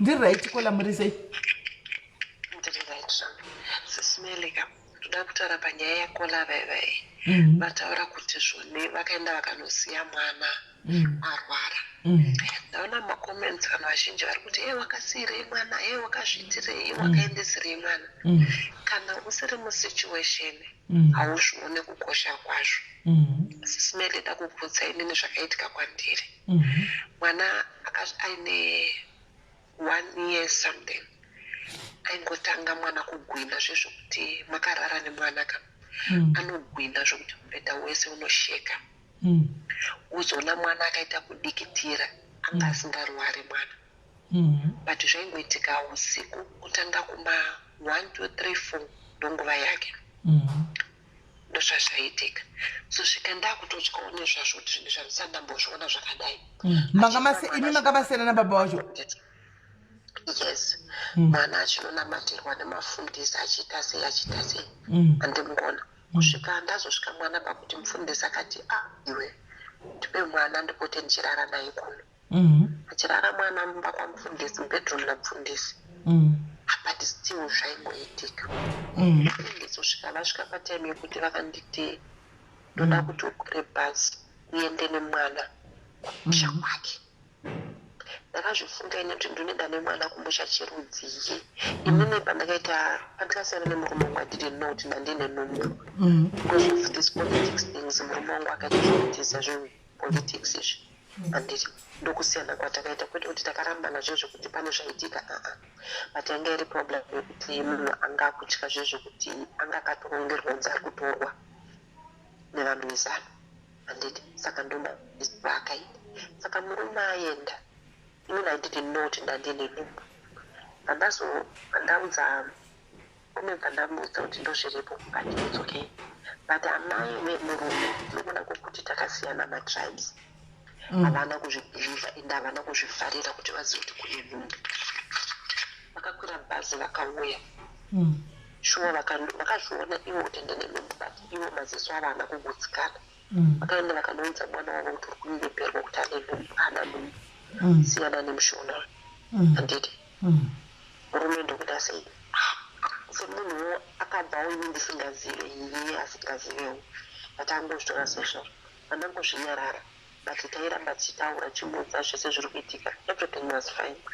Ndazvara mwana munhu wandakatanga kuudza ndaamai akafonera mama amwene ndikati mama kuno kwaane mwana zvakanzi mwanai ndikati kune mwana musikana hedi unoziva ndakasekwa zvikanzi zvara mwana musikana kuenda kutanga kuzvarwawo nasikana unotanga kuzvarwawo nakomana.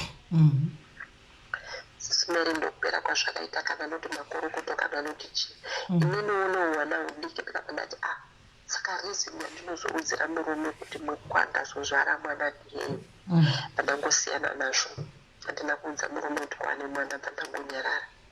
Saka ivo mai inofuna kana kuti vane matauriro vakazoitawo kune mwana wavo kuti kunzi kwaane mwana kumashona uko murume ndiye akazondipinzira foni akati ko iwe siyo zvinondoudza kuti kwaane mwana ndikati mama wakati hasi wenyu. Mama gara musina kuroorana here? Tanga takaroorana. Mwana yanga rokutanga? Anga rokutanga. Saka marriage yenyu hainamboita gore? Hatina kumboita gore. Okay. Saka murume atinge ndakatogara kuti 6 months 6 to 7 months ndezvapa ndisina nhumbu. Mwedzi wakaenda ndo ndikatoziziva kuti ndine nhumbu. Anditi panezviri paakaenda kubereka vangu vakatondibvunza kuti une nhumbu here kana usina nhumbu dzoka kumba ndakati nhumbu handina. Asi mamboroorana zvavo mamaita zvokutizira here? Ndozvokuroorana. Saka chii chakanyanya kunetsa kuti 7 months marriage yobva yaparara imamboroorana zvakanaka muchitoita zvekutokumbirana? Tati SIS MELLY munhu akaita kutiza zvepolitics. Aita zvepolitics akatiza zvose nemukadzi? Iye ndiye akabuda zvezvekuti aita ungezifi. Inini haana kuda kundiudza kuti ndozviri kuitika handiti because aisada kuti ndipanika nditi. Saka iye akangoenda zvezvekuti aida kunoona kuti kuenda kwaaita zvinhu zvichazonaka here oro zvaakaudzwa kuti ndozvinoda kuitika zvinoitika here iye asipo inini ndisati ndaiva involved. Handiti moja but close friend yake ndiye akazondiudza kuti iwe ndozviri kuitika izvi. Handiti maona. Saka mwana azvarwa ndozvakabva zvaitika. Mai vakanditi mwana achi mwana kwedu kunotanga kuzvarwa vana vakomana kumandevera uko. Ndikati alright pandangozvinyarara. SIS MELLY mama yakazouya pakugwina kwemwana but munhu pandakagwina mwana pandakaudzwa namufundisi kuti ndane mwana ndakakwira bhazi ndikaenda kugweru kuna mai vangu maiguru vangu. Ndakugweru pakatongofona ndikati mama because ivo vanemba mugweru vanemba kubulawayo vanemba kubed bridge. Andafona ndikati mama ndichauya kugweru rini zvikanzi nditori mugweru izvozvi apa ini ndandatoudzwa kudhara kuti vari mugweru dzatsoi ndakadaro. Nditi zvikanzi nditori mugweru izvozvi ndakatomirira chiuya kunoko ndatowo iwe chekuti ndinoti ndiri mugweru ndikatoi vari kuuya rini vatondoudza kuti havari kuuya weekend vanenge vari kuno. Ndatowo ndati ini nditori kugweru futi kuescort ndokwandiri zvikanzi zvatori padhuze nepamba. Vataenda vabatouya futi infect kuyazondiutora vatatoenda kumba kuye kutosvika zvakanakanaka. SIS MELLY ndiri kwamaiguru vangu mwana aingogwina kusvika kwana mama kukwanoni vangu ndakangorara 1 night vandati mama ndakudzokera ndokupera kukaita kugwina kwemwana wangu mwani basi. Unoziva kuti mwana iyeye akura kudaro Mwari vakazoropafadzawo tikabuda munyika muZimbabwe tikaenda kwatakaenda. Mazuva aya esendetu aya ndaigara ndichiwana mari dzesendetu ndichitotumirawo mari mama chiti mama airtime ndokumbirawo kuti mundofonera mwana angoziva ngoti gogo vake varipo. She never called. Mai vako house phone anditi amwene vangu. Alright. Kumba kune house phone ka. Chingoti mama ingotaura nemwana angoziva kuti mbuya vake varipo chichi. Vaidzoka bheki kuti anzindafona foni yaiswa pawood. Ndinobvira ndatora nemwana svika mari yapera.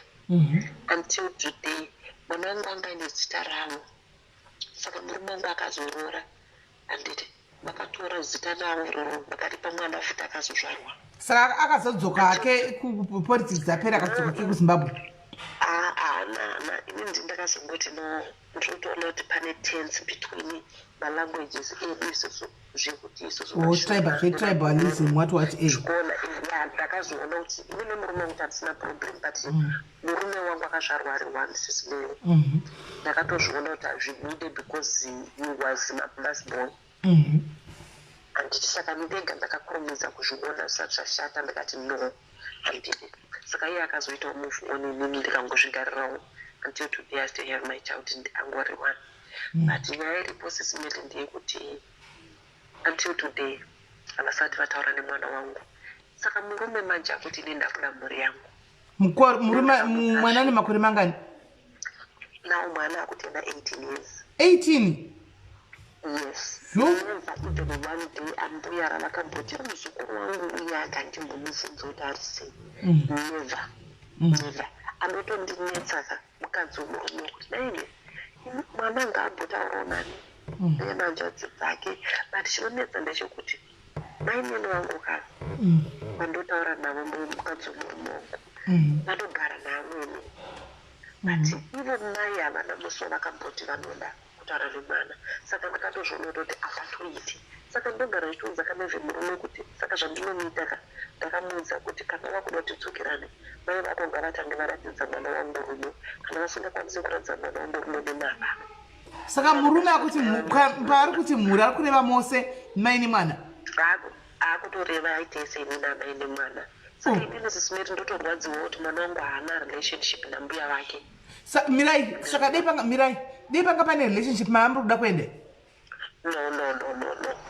no zvakatopfuura okay zvakatopfuura ya zvakatopfuura ndiri kutongoitira izvese zvikaizvo ikuonai kuti ndinoedza kumupinawo kuti iye akwanisewo kuti mai tauraiwo nemwana mama ita relationship nemwana anditi but still ndiri kutozviona kuti hazvisi kubunda sisimeri ko ambuya imi ambuya munovadii zvenyu baba mwana baba vacho vatoza nemwana wavo ko ambuya vane basa rei paiginowe murume wangu akazvarwa ari one baba vake vakafa hama itoripo ndivo mai vake nababa vake chete mai vokwavo vakazvarwawo vari one saka ndiyo hama yechi nekumurume iripo that's why ndiri kuedza kudaro kwangu kusaiti zvese zviri right mwana wangu anodiwa zvokuti kana nemi you won't believe it but you can't force them you can't force her to love muzukuru wavasingadi yes ndo zvandiri kuedza kuti saka inini manjika ndakuedzawo kuti uyu asaramba achiita simba rekuti ndiri kuda mhuri yangu ndakamutiwo tanga wagadzirisa mai vako vakada mwana wangu neniwo ndokuda saka izvozvo atori pamugano atori confused wekuti achazotochita sei saka izvozvo ndo zvinoita kuti iye aramba akahode kasina kwaanoenda anditi maona saka ndoda kuti wedweka zvekurwarirwa kaizvo handinyore ende inini ndasina kana tarisiro yekuti ndingakwire nemwana basi kuti ndiende naye kumba kwandakaudzwa kunzi mwana hasi wedu tinotanga kuzvara vana vakomana but zvakandipa simba nekuti ndainda kuti mwana wangu ararame sa mukadzi wake aripo yeyoyo mainini venyu varipo izvozvi vakatanga kuzvara matunzi vana vakomana here varipo ivako vane boys dzega dzega saka pamukudai shuwa pamukudai shuwawo kunotanga kutsvaga vasikana zvinototi kudi sismeli handina murume wandakamborara naye kusvika nhasi kunze kwemurume iyeye kusvika nhasi kusvika nhasi kubva chiri pamakabva ikoko chiri pamakadhobhako handina chiri pamakabva kokola sismeli ndati ndakagara handina nokunzwa saka ndinotozviziva kuti 18 years kana zvidi kana iri yamai mariya yes ndinoziva kuti kana iri yamai mariya pamwe murume akazvarira josefa ndiye baba womwana wangu but wangu ndinotoziva munhu wandakarara naye 18 years makaoma kola saka munorarama mopona neikola sismeli zvezveka zviri mupfungwa dzako ndakangozviudza kuti handina murume handina ende handina kwandinozviwana saka ndiri boy ndakatongofananawo nekamwana kanguwo takangofanana ndakatozviudza kuti handina kwandinozviwana muri kamuchiti hamuna kwamunowana kola munoreva kuti kudi munoreva kuti hamusangane vari mwanengu achikunyengai murodheni sismeli nyika dzatinogara one it's not easy two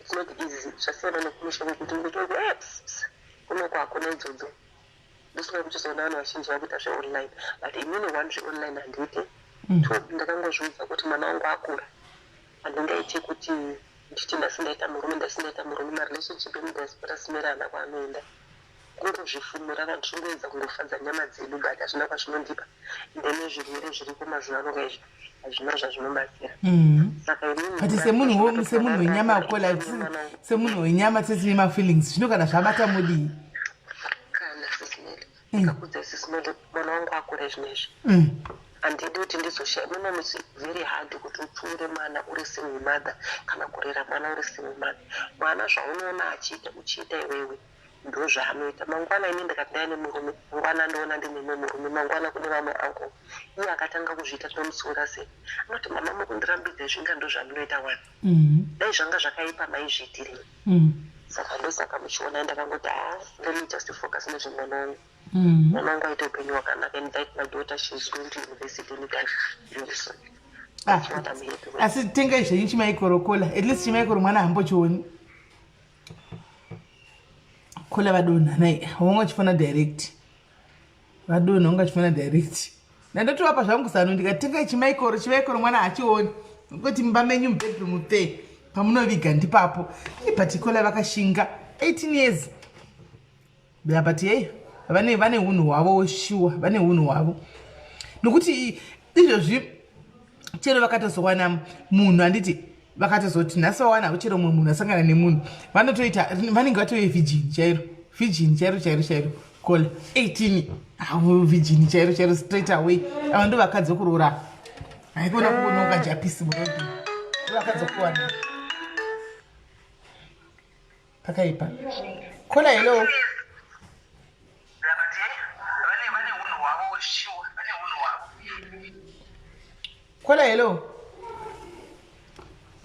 Kola hello.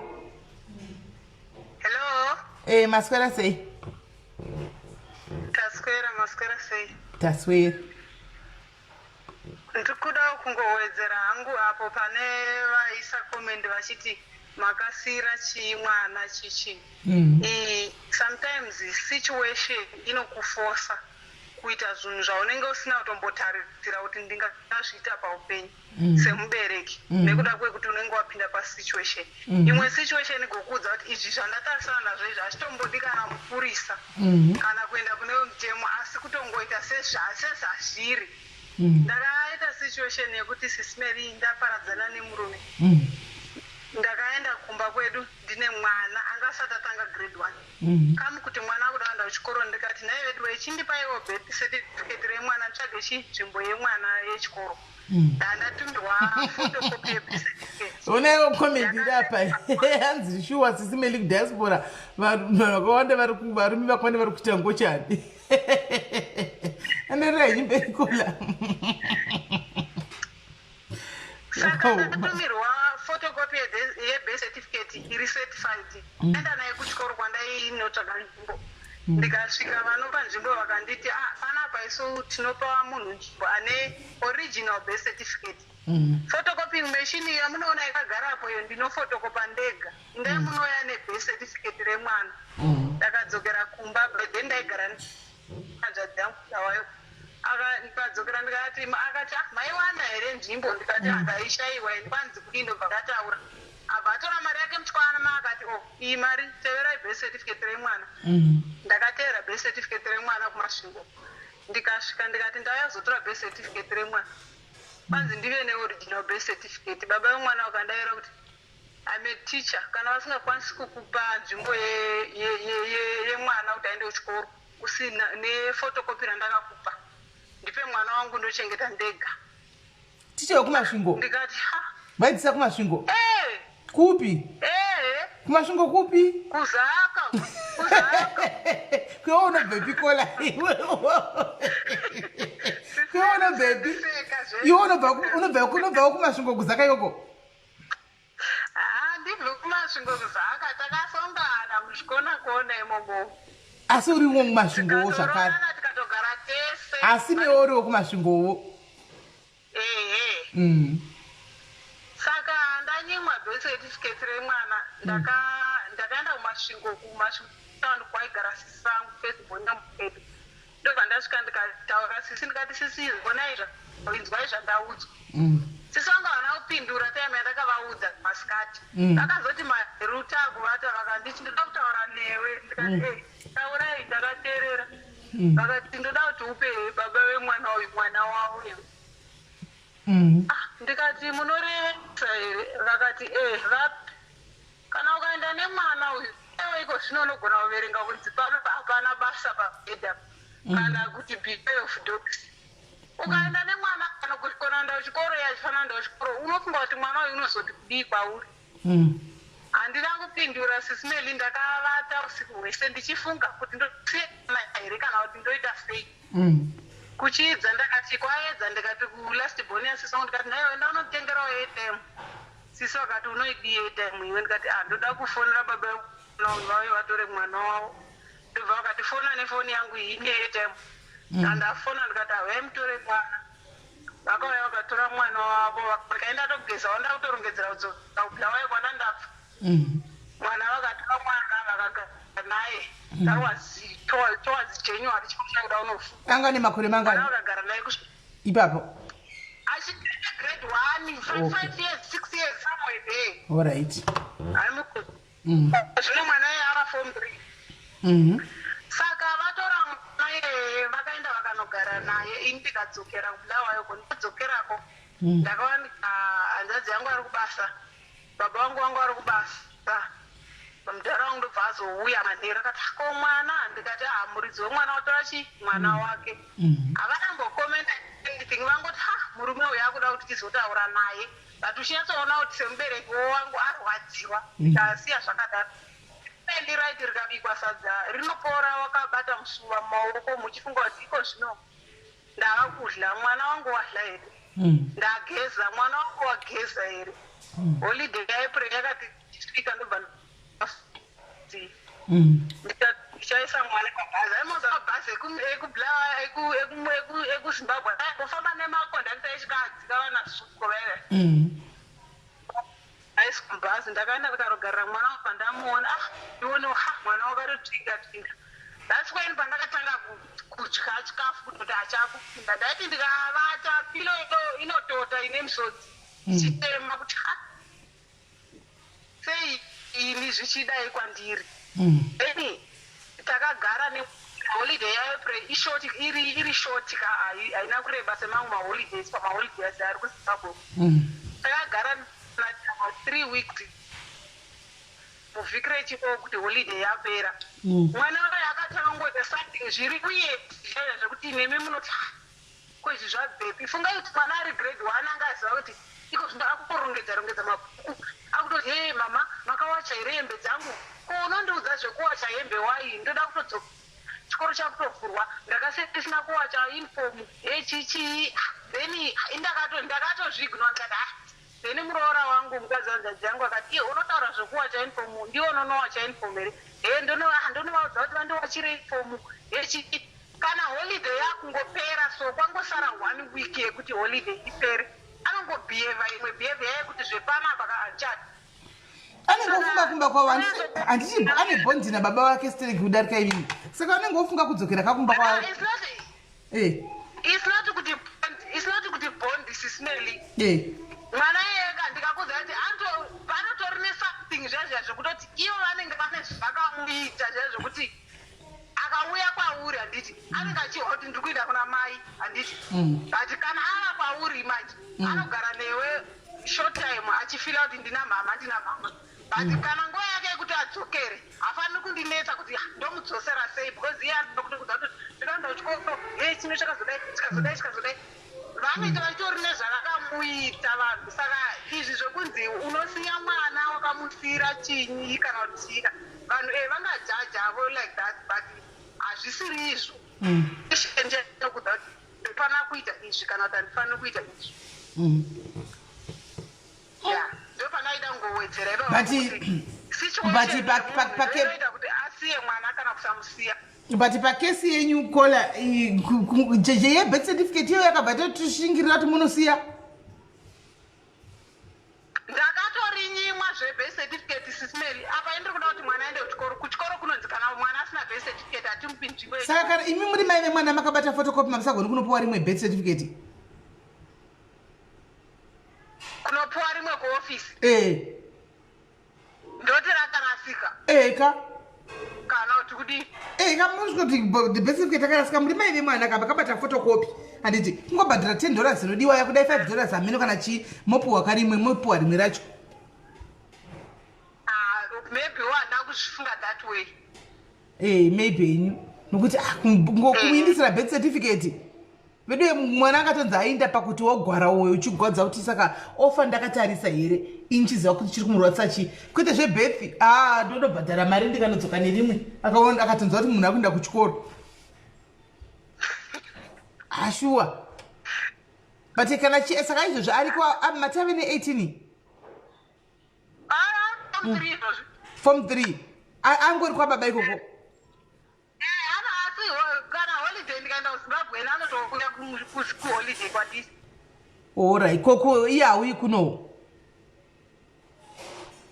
kuno kwasa ndambomuisa kunokwi makadowanikwa asi handina kuroorwa baba ake havadi kuno asi kana ndiri kuzimbabwe vanobvumba kuti auye kwandinenge ndisi orit kudaninga achityawo zvoti akauya kuno mwana agona kusangana nezvikombawo mwana akanga asika musoro zvakasiyana ndizvo vanenge vachingofunga vari mwana ndopamwepo vanenge uchiona kuti pamwe ndikaita nharo dzekuti mwana ngauye kuno kwandiri wadifi kana something chikazoitika unozozvitaura uchiti kudi kunozonzi ndiwo wakati ipapo hapo ipapo masi pamwana panyaya yekuti mwana kuti ndoda kudzokera kumba kana auya paya ndofunga kuti vana vanododaro munoziva kuti mwana anyaziva kuti uri mai vake cheko chaiko chero akauya kwamuri imi mukamufadza mukamutengera muchimutengera zvaanoda zvese and everything kana wongofunga kuti ndoda kudzokera chete unoinda kana akatanga kugaya kufunga kuti izvozvi ndakuda kuchiinda kuya kuna kumba kwedu kuna baba vangu chero kuchidliwa nevheji cheko chaiko hamumukwanisi munoita kunge asvikigwa kunge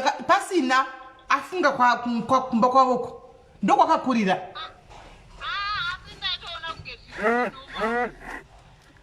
because hamuna kugara naye zveme saka munoona soti hazvisi normal but anenge achitori normal ipo paya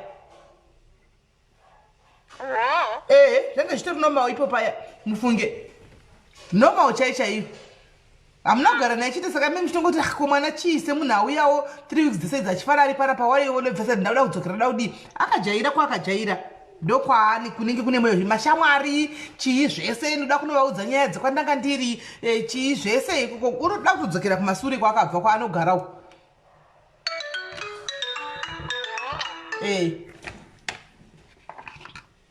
alright kola thank you very much regai timbotora vamwe vari kufona timbonzwa vamwe vari kufona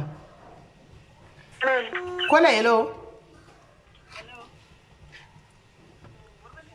kola ndira panyaya yekurwarirwa nevana ndakambenye ndakawanikwa kwandakanga ndakawanikwa kwaive kudhuze nekumusha kwedu pese pandaenda nemwana kumba kwedu mwana isi kurwara rimwe gore mbuya wangu akandikura kuti yombondisarira kumba ndokuenda kumusangano ndobva ndataura nemurume akanga aramba ndiende ndosara kumba kwambuya ndobva ndaenda zvenharo kumba kwambuya ambuya ndobva wasunga mboenda kumusangano usiku hwandasvika kumba mwana akanga akugara nekukambaira zvese chisimere mwana akarwara kutadza kana nekugara kutadza kana kukambera kwacho kwaanga kukambera akatadza kana kusiya ndakabuda mba mambo yangu ndikaenda kumba kwehanzvadzi yamai vangu ndikati ambuya ndionerewo zviri kuita mwana vakati iwe mwana anga wasvika naye masikati ari raiti chii ndikati handisi kuziva izvi mwana akanga kugomera sime kuti takarara takagara takatosa mwana kudai mwana achigomera mukadzi wanzadzi yamama akati mangwana ufume udzokere kwenyu ambuya tinosvika taura kuti mwana akanga arwara anotishira mwana wavaridzi pano tinosvitaura dzokerai kwamakabva kuchiedza ndakagezana nemwana wangu ndikabereka mwana kumusana ndikadzokera kumba tichisvika kumba kutoti payadhigidhi sisimeri kudai mwana akanga akusikirisa kuna mugadzika pasi kudai mwana akanga kukambaira nekicheni yaambuya atozora vakandibvunza vakati ambuya makafona manheru mukati mwana ari kurwara ndiye mwana anga achirwara zvakaita sezvinoshamisa amena kuti vanhu ivava vanoita sei vana vavo asi murume wangu yakazotopoterwa nambuya yangu nzi kutika yekuti unoti kana mwana uya kuno kwandiri inozunza matenda handidi asi zvino akazunza chii hanzi zvonyaka kuzunzira machinje mwana anonorwara anenge achizunzira pai azingowazunza kuya achipopota kuti mwana wangu adzoke anzi unonoshaya mufaro nemwana iyi kungomira here achimazunzazunza achidi ameni kungomazunza hanzi kungomazunza achipopota kuti waenda nemwana wangu handini kanzi unotoautogari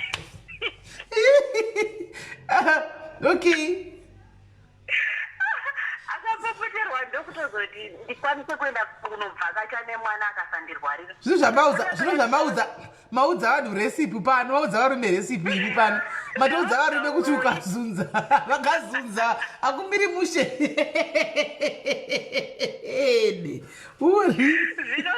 zvinoitika SIS-MELLY hameno zvavanoita varume vakuya kwakatotaura kati vanozunza zvinhu zvavo mwana akakurwarira unodzokera naye musoro wakati nyanda zvamapa vanhu resipi nayedunochiro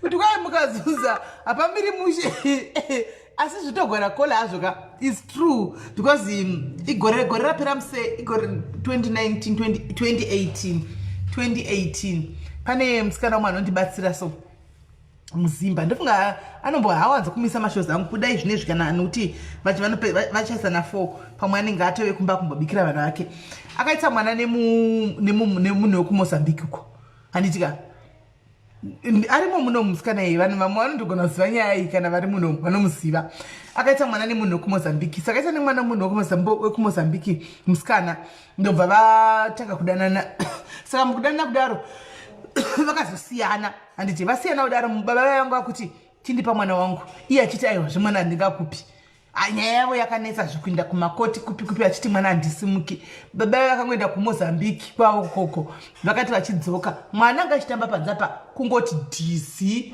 kudzoka kwavo mwana kuita kunge munhu akuda kutofa mwana akarwara ane nharo musikana yeye wangu munin'ina wangu yeye anondibatsirawo kwatoitawo zvatoita zvatotengesa uko akati ani mwana handimupi akatakura mwana akadaro achirwara kudaro akati mwana nekuti ndamusiya kuna mai wangu kuharare muri kunzwa akajambisa mwana bhodza asina papepa passport achienda naye kuzimbabwe kuna mai vacho handimaona akaudzwa kuti murume wacho achitofona achiti unza mwana uyu dzosa mwana wangu ndipi mwana wangu iye achitaura kuti haa mwana handikupi mwana ndiye wandisingatokupi munoziva kuti panenge pachiita mabreakups ari nasty kudaro mai airamba achiti iye anochigandanga zvikanzi mwana ndiye wasingawani ndokutakura mwana ndonaye kuharare kwai kuchitungwisa uko ndokunosiya mwana handitika asiya mwana akadaro ndokufamba nemwana kuenda kuchipatara kuenda kumaprofita kudai akatondikumbira dzinenge 2 weeks achienda kuita zvinhu zvake zvaaita izvozvo zvemwana mai vacho vakachisiya mwana kunoko iwe chidzokera kubasa ndobva dzoka kunoko ndobva siya mwana mai vacho vanhu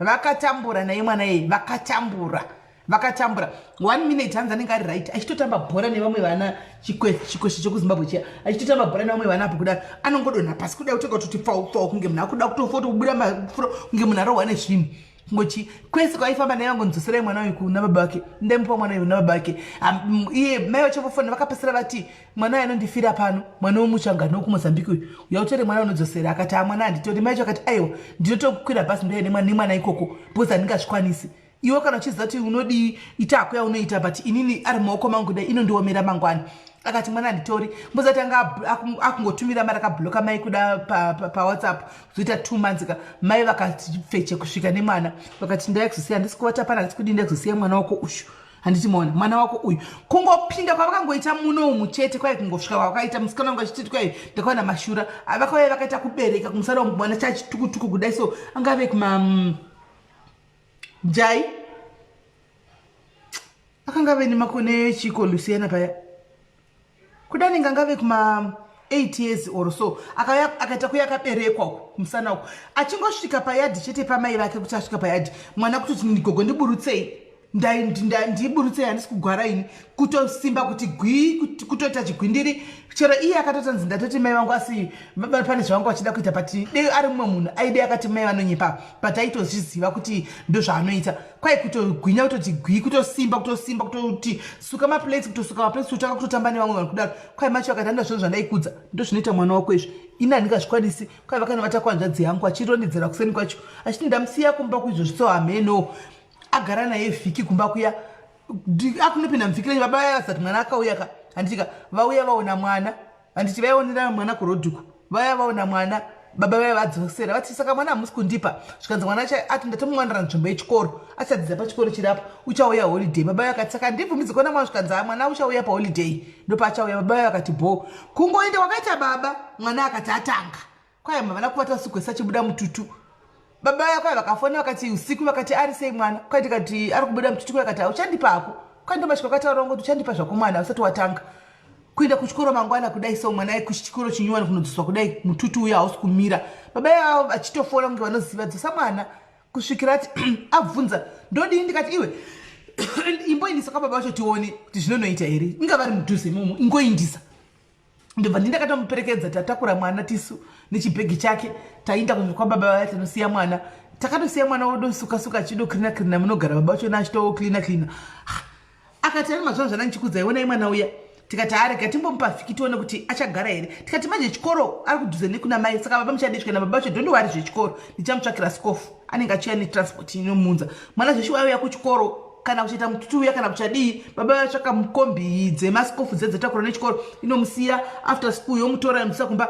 mwana tive nenormal life akati akaita stress kupera kudai svika saka ndodii ndikati ndofunga zvingoripoka chindai kukoti munopedzana kukoti mutaurana kukoti aenda kukoti kanoripota koti zvikanzi mwana ari under 16 anonzi mutemo unoti ngaugara namai vapuwa koti date kumaintenance kwati kwevana uko aenda kuya kukoti koko asvika mukoti mwana abvunza kuti ndoda kugara nani nasocial worker svika ndogara ndedhi vangu svika ndogara ndedhi wako zvikanzi ndogara namai ndogara ndedhi vangu just like that baba vari kugara nemwana wavo vari 2 vane mumwe mukadzi wokumozambique anti mukadzi ari kumozambique ndokwaanogara saka vanogara nemwana wavo vari 2 ndogara nadhedhi vangu because mama anonitsukisa maplates mama zvikanzi kwa dhedhi wako hausuki zvikanzi dhedhi chenokasasuka maplates anokosa kuya chitsukayo maplates zvikanzi social worker nyaya yekutokurwara kwemwana yataurwa majesty akataura this case is exceptional baba emwana zvavari kuti ivo every friday vanounza mwana kwauri I don't think there's nothing wrong imi baba kubva nhasi nyaya yemwana uyo asiri mumaoko menyu asiri mumaoko amai any movement yamoda kuita nemwana kuenda nekumusha kwenyu kana kuti kupi munoya through courts munoya through the courts makotsi ndiwo anoya moya motaura kuti ndoda mbodai nemwana ndoda kudai nemwana chiita zvese mwana vakagara nemwana papa tikati ichitongoita pisi kuti ndo zvatovepo mwana agara nababa vake izvozvi kuda chakuita grade 7 chakuita grade 7 izvozvi chinongoti weekend holiday choenda kwamai kubva ipapo hapana kana kuzombonza agwara kana kubuda mututu kana kudii mai ndovodokumbira kuti ndokumbirawo kuti mwana uya ambouya achidai ndo zvazviri saka zvinhu zvakadai zvokuti vanhu vanogadzirwa vanodidi zviriko zvazvo animona is there animona but tisingazozivi hangu kuti reason yacho inenge iri yemwe hamugoni kungotaurana zvakanaka here pasina kufikisa mwana nekugadzira mwana kuti mwana apinde pataiti so ndo nyaya dzatanga tinadzo nhasi thank you guys for opening up mese nyaya dzoda kutombongorogwa nyaya dzevaberekedzi tichatomboyana tichinyatsokudziongorora tine ziva rese tinyatsokudziongorora anditi so guys thank you very much aiwa tatanjara thank you very much guys nekuveneni pano 3 hours avamuchida dzatozokwana tiri pano dzatozokwana handitika saka guys tosangana zvakare muchirongwa muchikamu chinotevera kana uripo uda kutaura nyaya yako nespecial nyaya yako yakanangana newe uchida zvakuita guest whatsapp unongondibata kuinbox kana kuwhatsapp totaura handitika and then touya nhasi nangotora mariski ekuti ekunzoiyanziva ndisina mboziterera kuseri bcause dzimwe zacho unenge uchika kuti dzinenge dziri sensitive hatsiva kungonzi bvu unotanga wadzisefa kuti inoita here kana kuti animaona so kana uripo please my inbox is open you can just come anytime and then we talk andikatona kuti toiunza here then wotsaura handitika uchidaro uchiripowo unoda kutohostawo pano handiti pedu panapa ndepedu tese ndepemunhu wese as long as pasina negativity chete you are free just to conduct me unongoya pano totandara kana une zitopic rako raunaro wotoya nezitopic rako handitika tototeerera kuti mucomment section hapadi kudzvanyirira kunzi hanzi ndepanhingindi anozongodai aiwa panapa ndipoenzoka ndisaka mchona different faces animaona angoti ndinoda kutaura topic yangu yakati singe mangwana ndatopatoita clash ndakangamwa aiwa but anyway semienzi tichamupawo ningirikiri platform pane amai varoda kuya mangwana nenyaya hanzi ndakakura ndine low self esteem ndichidzikisirwa pasi ameno vachataura nyaya yavo mangwana vachataura nyaya yavo inini hangu I know have way back from school ndo wandovasivira. Saka mangwana she's gonna be here nenyaya yavo yekuzo overcome kwavakaita low self esteem, vakati inogona kubatsira vamwe vakadzi vakawanda because vanhu vanosekwa. Inda she all right. Kanzi zvinogona kubatsirawo chi, zvinogona kubatsirawo vamwe vanhu nokuti vanhu vanosekana, unogona kusekerwa malooks, unogona kusekerwa malooks ekutoti unotsvaka kana moti guys deka kusina tisiri maganda ngasisi makamera taimbo mavhura iyo iyi ndakaisekerwa kusvika Jesu adonha kusvika ndangondijaira mai mwana unogotukigwa malooks asingagoni kuchinja mai mwana ugotukigwa iyo mhino asingagoni kuti saka ndodii ndoripanetira pane yo beating kupi saka ndonanga papi ndodii zvizvo zvandizvo ndakangosikwa ndakaita saka ndodii unogoitukigwa mai mwana ugotukigwa maziso ako akakora ugotukigwa miromo yako saka unopedzera vanhu kana usina kusimba unopedzera vane inoichiyo low self esteem yacho yekuti unenge wakungotarisira pasi uchingoti handiqualify ukaona vamwe vanhu wofeel threatened navo kana kutovenga mumwe munhu ane malooks akakanaka just because you are told kuti wakashata and things like that. So mangwana vati vanenge vari pano vachazotudza ini ndasingazivi angu kuti kuchikoro pandaivaona vaidosekwa ipo paya ndasingazivi ini kuti ipo paya pandaivaona kuchikoro vanga vari musiniya wangu kuchikoro kuti ipo paya vaitosekwa ini ndotoseka mnaka nditwa mhino ndomuti ndibvire unotodenda ndisina mhino iyo unoti ndakanaka ndakatonakisa neiyo mhino iyo indo yakatondinakisa hanimona iyo mhino indo yakatondinakisa dei yakaistoripo dei ndisina kutombodai saka nditondijaira ndakatodai so hanimona saka kuna mwana vanototlaku kana kubvunza kuti pakamera kunowa chiti ndingambobudi ndosekwa hanimona ganda iri skini chechaiyo midwe unogona kurisekerwa iri munhu achisekwa kusekerwa kana ndakagwadziwa ndichiona nyaya yemwana yanonzi anauya ndakarwadziwa vachitenderedzwa kusekwa mapundu chaiyo kusekerwa mapundu kusekwa kusekerwa mapundu naimi ndiudzeiwo mapundu chaiyo akati veduwe kubva ndiri mwana wechikoro ndaisekerwa mapundu iko zvino ndakurawo ende hatukani navanhu unongozviitira makomedi ake iko zvino ndotatenderedzwa nevanhu vemapeji vose ava vachinditukira mapundu angu handitozivi ndoita se ndakanzi ndinde kwani avanoita zvemapundu apa zvekumesa vanonzi machiya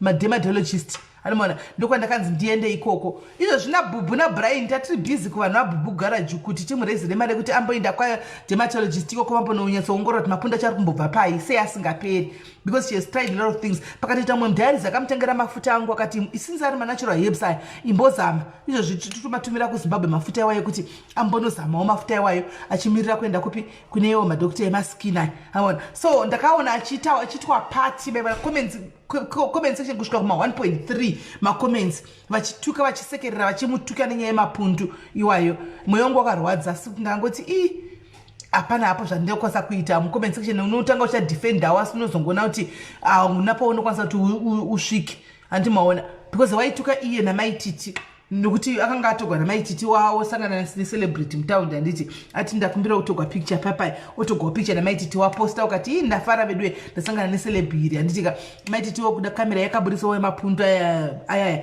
vakaitwa pati unozati mwewo unopesera wasekwa unorwadziwa vanhu vachisekerwa mapundu ekuti moti dei vava zvazvichigona vaigove vangadei vanawo handiti dei anga zvichingori idzi kupedza dei vasina mapundu acho but kune zvimwe zvatotika hatiseki tosvika paextend ekuseka munhu bhodhi yake kuti hona kufuta inda unojima ana chibhebhi honde anonzi ana chibhebhi honde uyu anoita masikisi mwana uyu anoita masikisi anonzi ana chibhebhi honde uyoyo mwagonde kutukirwa kuonda kunzi kutanga usingadyi ndanodya uko mafuta uko ukore munhu yeye hadyi handiti anodya ndo bhodhi yake ndo bhonzo rake handini maona ndo zvaanotori unogotukirwa ukati wakura zveburkina faso iyi handitika burkina faso yako yati kurei unotukirwa burkina faso iyoyo kunzi kuzere svina burkina faso yechiichochi kuzere svina unogotukwa handimaona uti zvewashaya kuita burkina faso yakakura yakonzi flat base unogara nei naiwe unogara nei chiri kusvira kwako unogara nei unongotukwa saka unoshaya kuti nhai mwari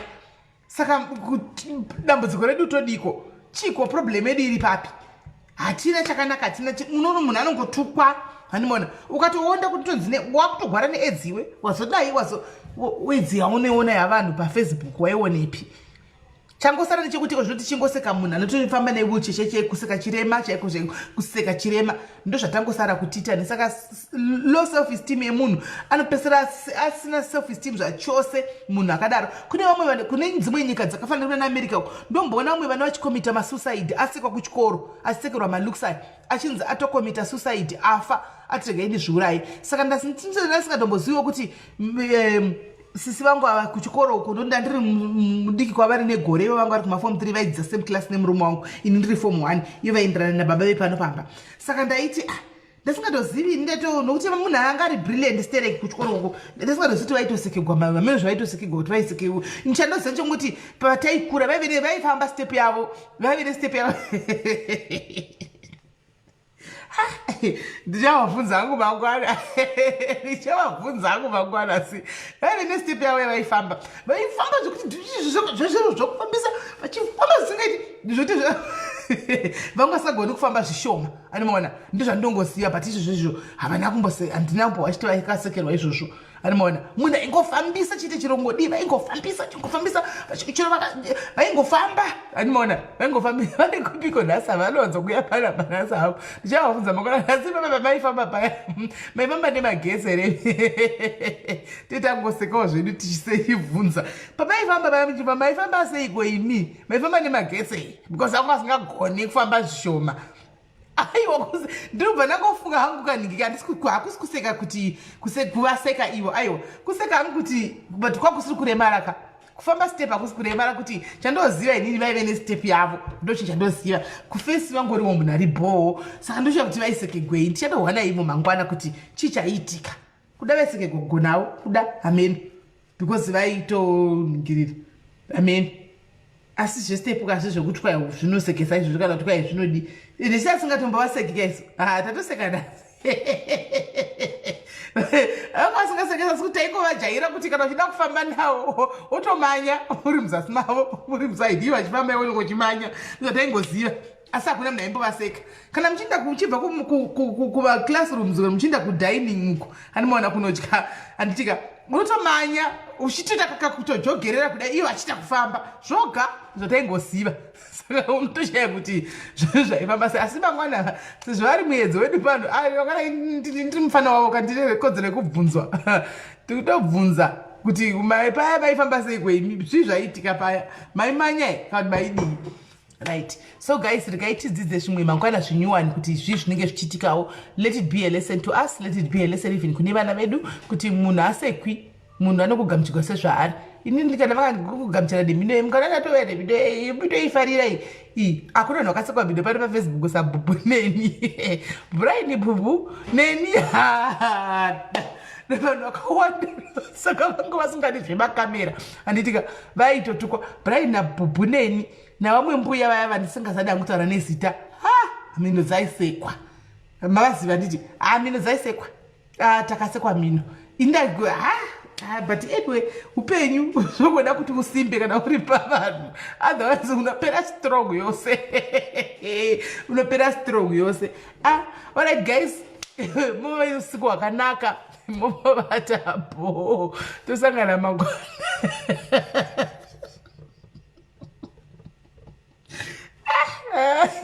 zvakaoma bhubhu inini nevamwe gogasi vamwe vavaya abi yangu vaya abi yangu vamwe vavaya gograni vaya ataisekwa asikana taisekwa anzini iwo airini mapiya uri nanika hauiti live hakuna danisa inongozoonekwa nemashamwari yako zvinoubai ndigikiri ukabaya bhatani uchionekwa feiti undisiye rutendo nakudaro feiti amene akwena motarasare munhu tarabasei vanhu amene ako taisekwa meduwe taingosekwa se mwari uyu mwari akanaka ngoti vane zvividhiwo saka vaingo vachingotaura vachingozvidhifenda vachingopindura ndishoode vanga vasina vaitodipinda machira kuti inhai mwari chatosekegwa chii saka todii tozvichinja here ini mugona mbudza ti mhindu dzakakura takura mvunge asi bene zvazvinongoita so guys mosara bho ndakusekesa ndika morara bho vari kuswera moswera bho vari kumuka bho andika tobatana muchika muchinotevera. Bless you guys. Mondibata kuinbox anditika mondibata kuwhatsapp varoda kutaura neni chete tiko kuwhatsapp. Good night.